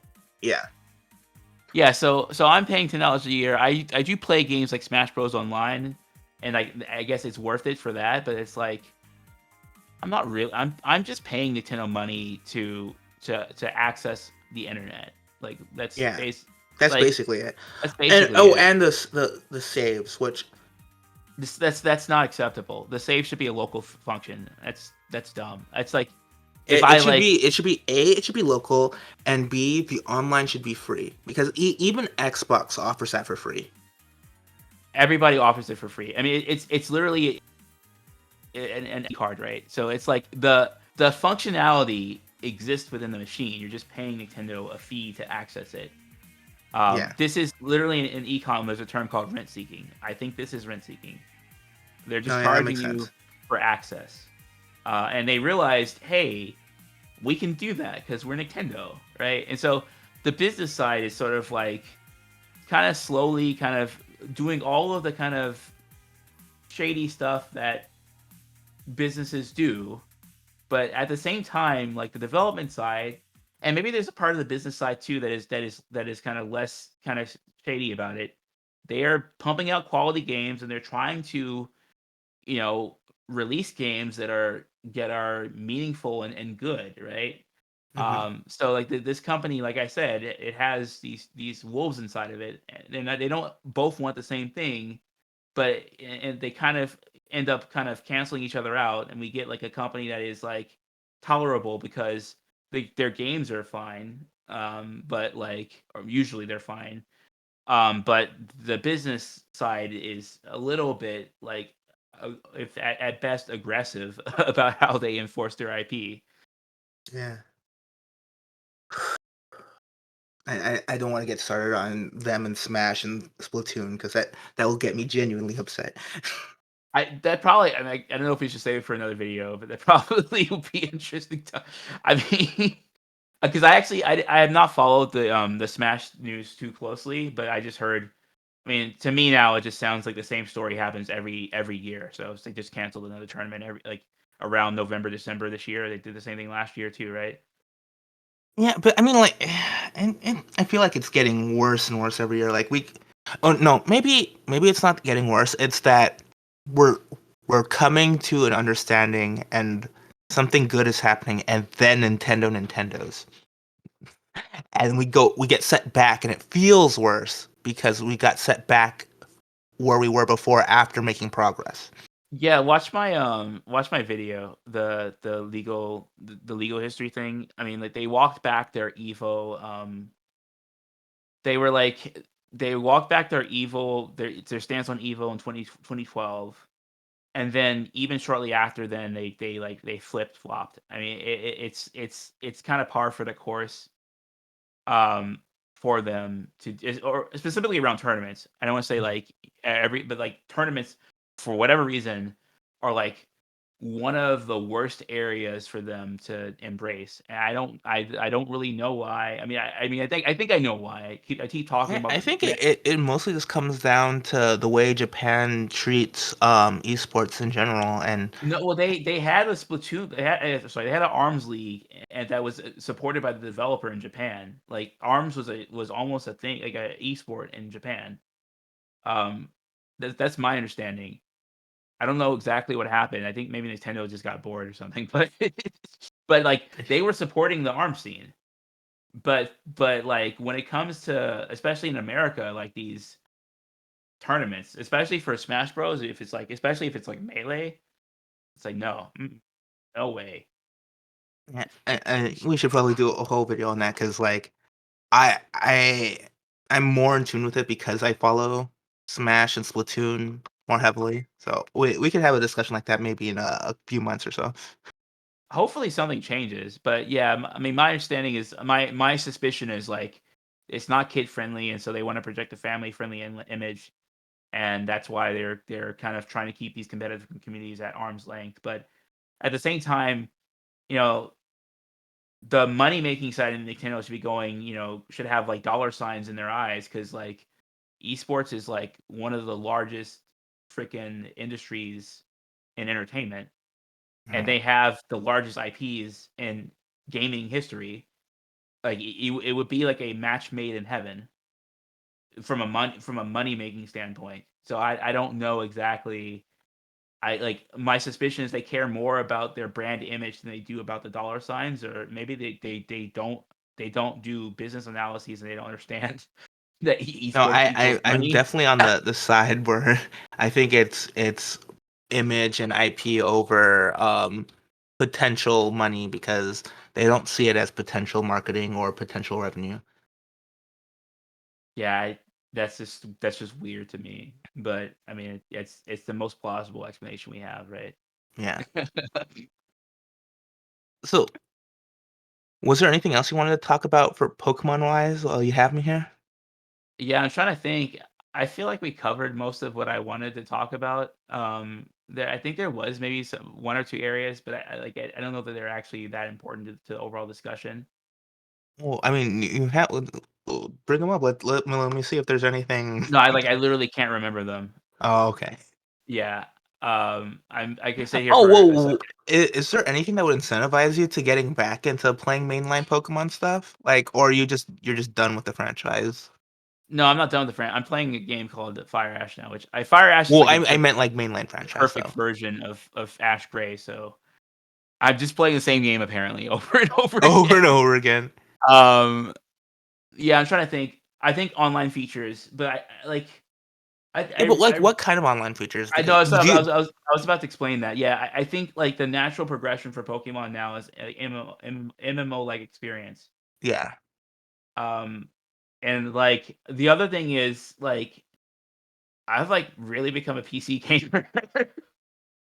Like Um, I'm like I've always had a PC. I've always played PC games, but after building 2 computers now, like I'm just like if it's not on my Steam list, if it's not on PC, I kind of don't play. Like I don't really play my Switch that much anymore. yeah, Um, I'm kind of still split. Like, I am way more of a PC gamer after building a rig, but like, I still have my Switch. I still have my PS5. no, I still have. I mean, I kind of regret getting a PS4 actually, but like I guess But Ninja Storm though, or or Shinobi yeah, yeah, Strikers though, Shinobi Strikers, yeah, that's anime games. Oh, and Jump Force. that's not a game. Stop lying to me. Jump Force is a great game. That's why Bandai Namco abandoned it. It's a good game. It's perfect. I mean, mm, I mean, I see where you're coming from. Cause like, I have a PS5. I have like played one game on, or only had two or three games on it extensively, and that's about it. And I've Yeah, had it for like a the year other and a thing half. is like, yeah, because like I mean, both of us have like our rigs are like gonna get in the top 1% of rigs, right? You have 3070. I have you know a pretty good GPU, right? So like I I don't know that like there is an experience I can have on console that I couldn't have like 2 times better on my PC. So that's sort of, Yeah, and then the other thing too is like as I get older, like I can afford nice graphics cards now. Like I don't have time because I'm working. So but yeah, like if you can have a superior experience on PC, then why would you get the console version of like anything? yeah, I was actually thinking about starting another YouTube channel or like a blog where I talk about like PC gaming. And I started working on a basic script on like why PC game. Although with the caveat that I think PC gaming in 2023 kind of sucks. It's like a apocalypse almost. Like it's like we're like in a post crypto haze. Um, I like that wording, post crypto haze. so so graphics cards were unavailable for the last 2 years, right? Yeah. And then they're available now, but like you've got next gen stuff, which is kind of bad. Like the 4090 is like power hungry and it's not affordable for most people. Um, the, if you get the 30 series cards new, some of these places are selling them for as much as 40 series cards. Like the 3090, I think is still like 1100, and it's like, I well, sell 12, yeah. the 4080 is like 1200. Why would you buy a 3090? So you're if you want a 30 series card at a reasonable price, you better go to the used market. But lo and behold, you know All mined. the crypto mined PCs, and like I'm not trying to shit on crypto mining. Like there are some people who are miners want to make money, so most of them take good, decent care of their cards. But there is a risk in buying a card from, especially if it's just like a mining like farm. Like you don't know what the hell they did to those GPUs. Now, if you're going to, Facebook Marketplace and you're meeting up with some guy who's a crypto miner and he's a just one man shop and you actually get to see the GPU, fine, right? You get to vet it out. But just going on eBay and buying a used GPU now is probably riskier than it's ever been. Uh, so PC gaming in 2023 is not really worth it. But I think one thing that makes PC gaming enjoyable is if you can get into it is like the user generated content. Like I was just talking about in the Oh, beginning of. yeah, actually, yeah, that's like my favorite part. Cause like I forget what game oh, Sonic Frontiers. The new Sonic game that came out, right? We're talking about bad games and polish. Okay, but genuinely, is as much as people were shitting on that game, I had more fun playing that game than Pokemon. I only put Really? 20 hours into it. I had more fun in those 20 hours than I had the entire time I was playing Pokemon. I think Sonic Frontiers Sonic Frontiers is arguably more polished than Pokemon in terms of the running aspect. Like the FPS seems pretty stable. I think Well, it does help that I can run it on PC. well, you're running on PC, yeah. But But I mean, like, yeah, well, I was gonna say like even though I running on PC makes it a better experience. Like I can run it at 4K 60. I and it runs perfectly fine on my PC. And I'm sure the Switch version of it is like it looks horrendous and runs 720 to yeah. 30. I don't know. But I'm just like joking. the reason I got on PC wasn't because it looked super pretty or because anything like the reason I got on PC was I know that the Sonic like fan community is super into the modding scene. And as soon as I bought the game, the first thing I did is I went to Game Banana and I got a bunch of stuff. I got like momentum tweaks, I got Yeah. like menu skins, I got new characters and stuff. Because I know the modding scene for that game on PC is going to be a better experience overall than playing it on console. 'Cause, like my friend was offering to let me just play his PS5 copy, and that would have looked fine and ran fine. And I was like, no, I want it on PC. Yeah, I mean, that's like if you can get into PC gaming and you can get like a decent rig, you don't need like a very, very high-end rig to run mods, but like I mean, some of these people like playing Skyrim with like 500 mods, right? Like it's not it's a different experience. And like these are people who understand the source material, they have a passion for it. They are literally in some cases they even get hired by the studios that they're designing content for. Um, like I think fans are critical to like unlike other types of media, fans are critical to gaming. They help make games better, right? In a way that like I know there's stuff like the fan cut of Star Wars, right? The original trilogy. Like Hmm. it's not exactly the same when you have interactive media where people are actively shaping it and you get to actively immersively engage with that. It's a different experience than traditional media, right? So like having fans who are engaged for an animation studio or a film studio is not exactly the same thing, I think, as it is with gaming, and that's what makes PC gaming, I think, because you can't run these mods on console. I mean, Um, you can, but it's not a good experience at all. It's because harder. like It's harder. Like modding, yeah, modding is trivially easy on PC. Like you don't really have to even know how to use a computer. It's kind of for most games. There's some games where it's like not at all that easy, but it's pretty rare. And even in that case, like so I played Mass Effect like the trilogy, the original trilogy, like twice. The first time I mm, played the original trilogy, I modded the third game. I had to go into the folders and actually swap out files. But the mm, community within so I played in 2019 for the first time. Within 2 years, I think I played in 2021. That's when I played again. They developed a program that would automatically patch these files into your game folders for a game that is like 10 years old. Like yeah, this yeah, is how awesome PC gaming is. Yeah. yeah. It comes down to that. I feel like the mod scene puts games over the edge. Yep, yep. So hopefully I don't know if I'm gonna actually make that channel, but if I do, then I'll be talking about that. Yeah, it makes sense. But so if Pokemon went full MMO, that's when you would be willing to get back into mainline stuff. I might try it. Yeah. I mean, and maybe it doesn't have to be full MMO. Like some of the features in Scarlet and Violet with the co-op journey, I think that's it's it's it's It's not close. quite there, It's but it's not the quite right there, but it's close. direction. It's close. And I don't know how much I want, like I might want something more like a server, like a garden server, like, a server that is between you and your friends, right? So, like, I keep talking to you, and everyone in our chat about Pokemon Wilds because there might be a multiplayer update. Oh, So that's something why. Oh, something like that is like, hey, you get to play with your friends, you get to share the same adventure together. Um, Maybe if you had a few more people, maybe if you could host up to like 16, 20 people, that's more in line with the MMO vision. But so Scarlet and Violet, is like a smaller scale version of that. And I think Wilds actually caps out at 4 people though. So Wilds is going to be probably similar to Scarlet and Violet in terms of how many people you can be doing an adventure with. mhm. Yeah. I mean, that does sounds cool.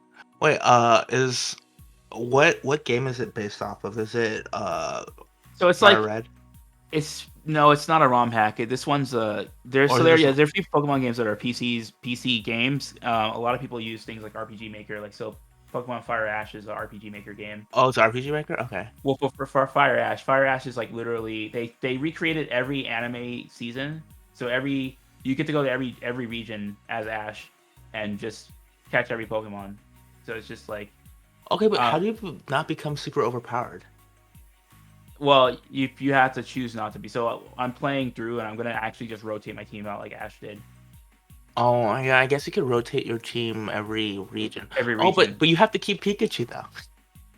I'm deliberately not like so like I'm gonna keep Pichu under leveled. I'm just not gonna battle with him. Oh, okay.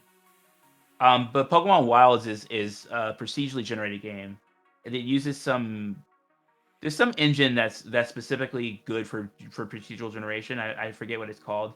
But like you're like you basically wake up on an island as a trainer with no Pokemon, and you can interact with anything in the world. So like Pokemon exist in the overworld. You can talk to them. If they like you, they'll follow you, and then you can catch them.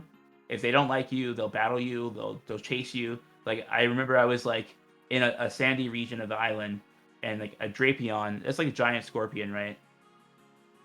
The scorpion like Pokemon. Yeah, Drapion, yeah. It started chasing me. It was like running after me, and I had to like run away.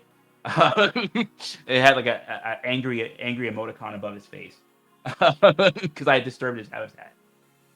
So like it's sort of like a weird mix of like Pokemon Arceus and Let's Go and Minecraft because you can build your own shelters. You use Oh, I was Pokemon. about to say this sounds very Pokemon Minecraft to me.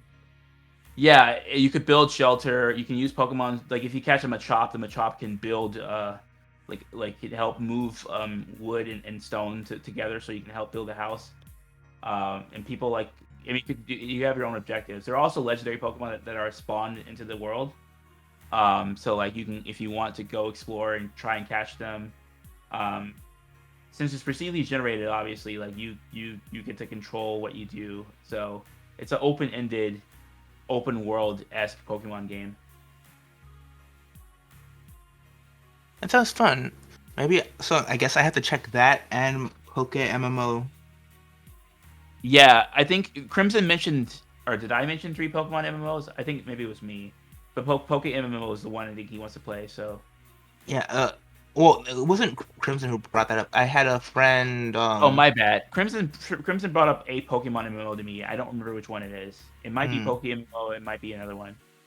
One of them is paid, which is I don't. I mean, I don't know how they're getting away with that. Like it sounds like very shortly Nintendo is going to clap them. But yeah. Good the luck with other that. ones aren't paid. I mean, by paid, I mean it's like paid. It's like optional paying, but like if you do pay, you get it. It sounds kind of pay to win like esque a little bit. Oh, I don't like that. Yeah, I mean that. Well, I don't know if it's true, but that's what it. I mean, it's hard to gather that from like just the description and people, but I mean it's a possibility when money gets involved. You know, it distorts things. Yeah.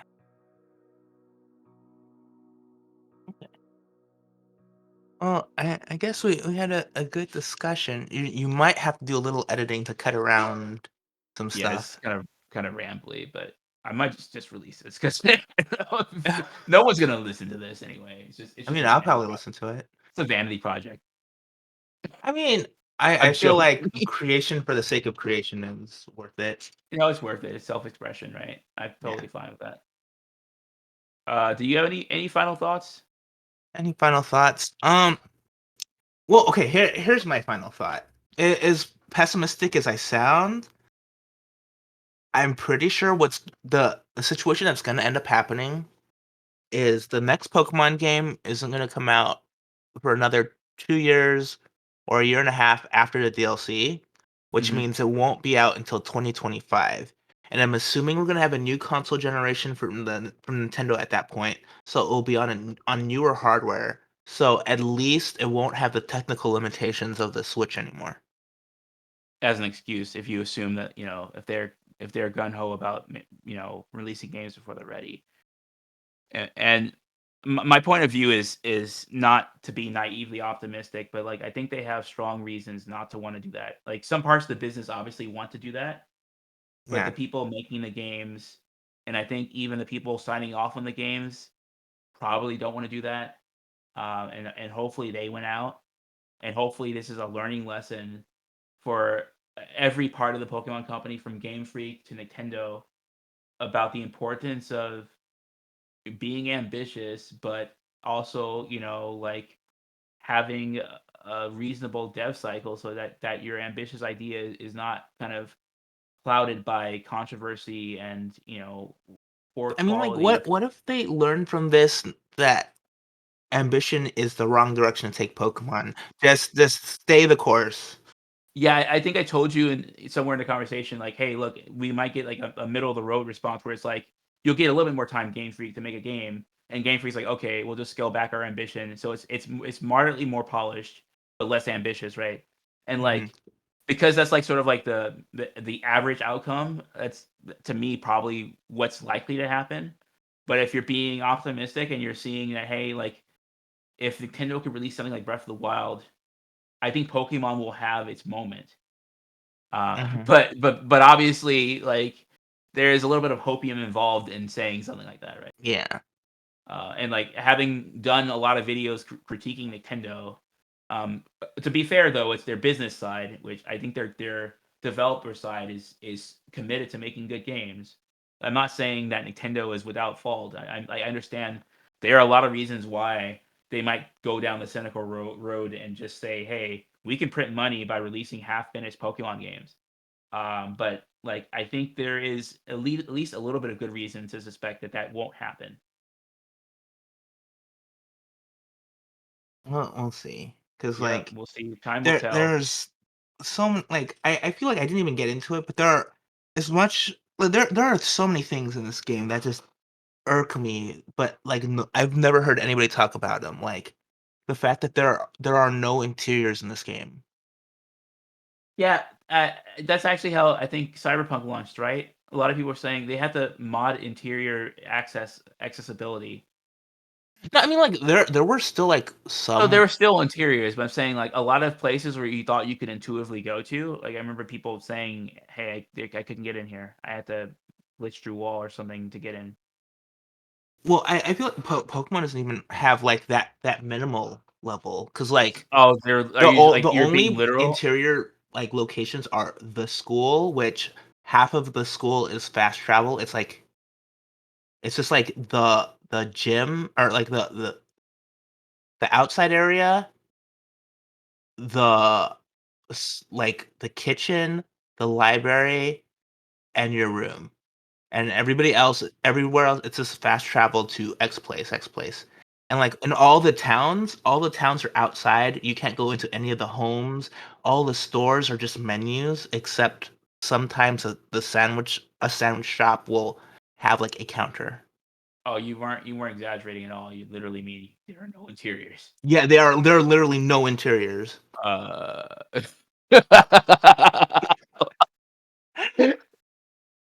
There are tons of little things like that in the game where it's like when you're playing through wow, it, it kind of bothers you, but not super much. that's But rough. like over a while, like these just compound and it just kind of bothers me. Holy crap, that Like is rough. like there's like a few songs in this game that I like, but they are far and few between based or compared to like all the other Pokemon games where I can name you like a specific song from a specific game. Right, they're Well, on bangers this one, usually. Yeah. yeah. Oh, Or wow. like I oh go ahead. Did Toby Fox do some of the soundtrack for this game or no? He was involved with a couple of tracks. I don't know which ones though. Okay. I'm assuming the good ones, right? Because he's like To be honest, I wasn't a big fan of his song in Gen 8. oh, I'm just going off of Undertale, like, all the music in Undertale slaps. I mean, I love the music in Deltarune and Undertale. I mean, like I didn't dislike his the track he contributed the most to in Pokemon was the battle tower theme, Right. like the battle theme there. But then Right. people were joking that it's mostly just one of his older songs. Oh wow, that's funny. Um, yeah, but there are like tons of little things in this game that just feel rushed. Yeah, it's like the death by a thousand cuts. Yeah, That sucks. Yeah, I mean, we'll see. I mean, time will tell if this is a learning lesson for Nintendo, for Game Freak. Um, if they have the work ethic, I think that they do. It should be. it should Uh, be. it should be. But yeah. I mean, I'm not an idiot. I understand that this can go either way. But Uh, this is one areas where I choose to be just a little bit optimistic. well, we'll come back in 2 years, and then I'll be even more cynical because they'll disappoint me even more, and we'll have Yeah, another if discussion. I mean, if they yeah, if they if they go the wrong way, I definitely will continue to call out their BS. So I mean, I'm not holding my breath on this, but hopefully the right wolf wins. How many wolves do they have inside them now? Just the Probably two? five. Probably Five? five. I don't know. I like the developers themselves have to go through right their bosses, right, and that their bosses are not exactly the investors, but their bosses might be more swayed by the business people. It's kind of like I haven't done a model of this in my head, but there's probably more than two. Yeah. Okay, it's open. All right. Yeah, well, that was a nice talk. If you want to talk about another topic, like for instance, if you wanted to talk about Nintendo and grassroots tournament stuff, just hit me up. I'd love to have another discussion with you. Yeah, sounds fun. Okay, Later. peace.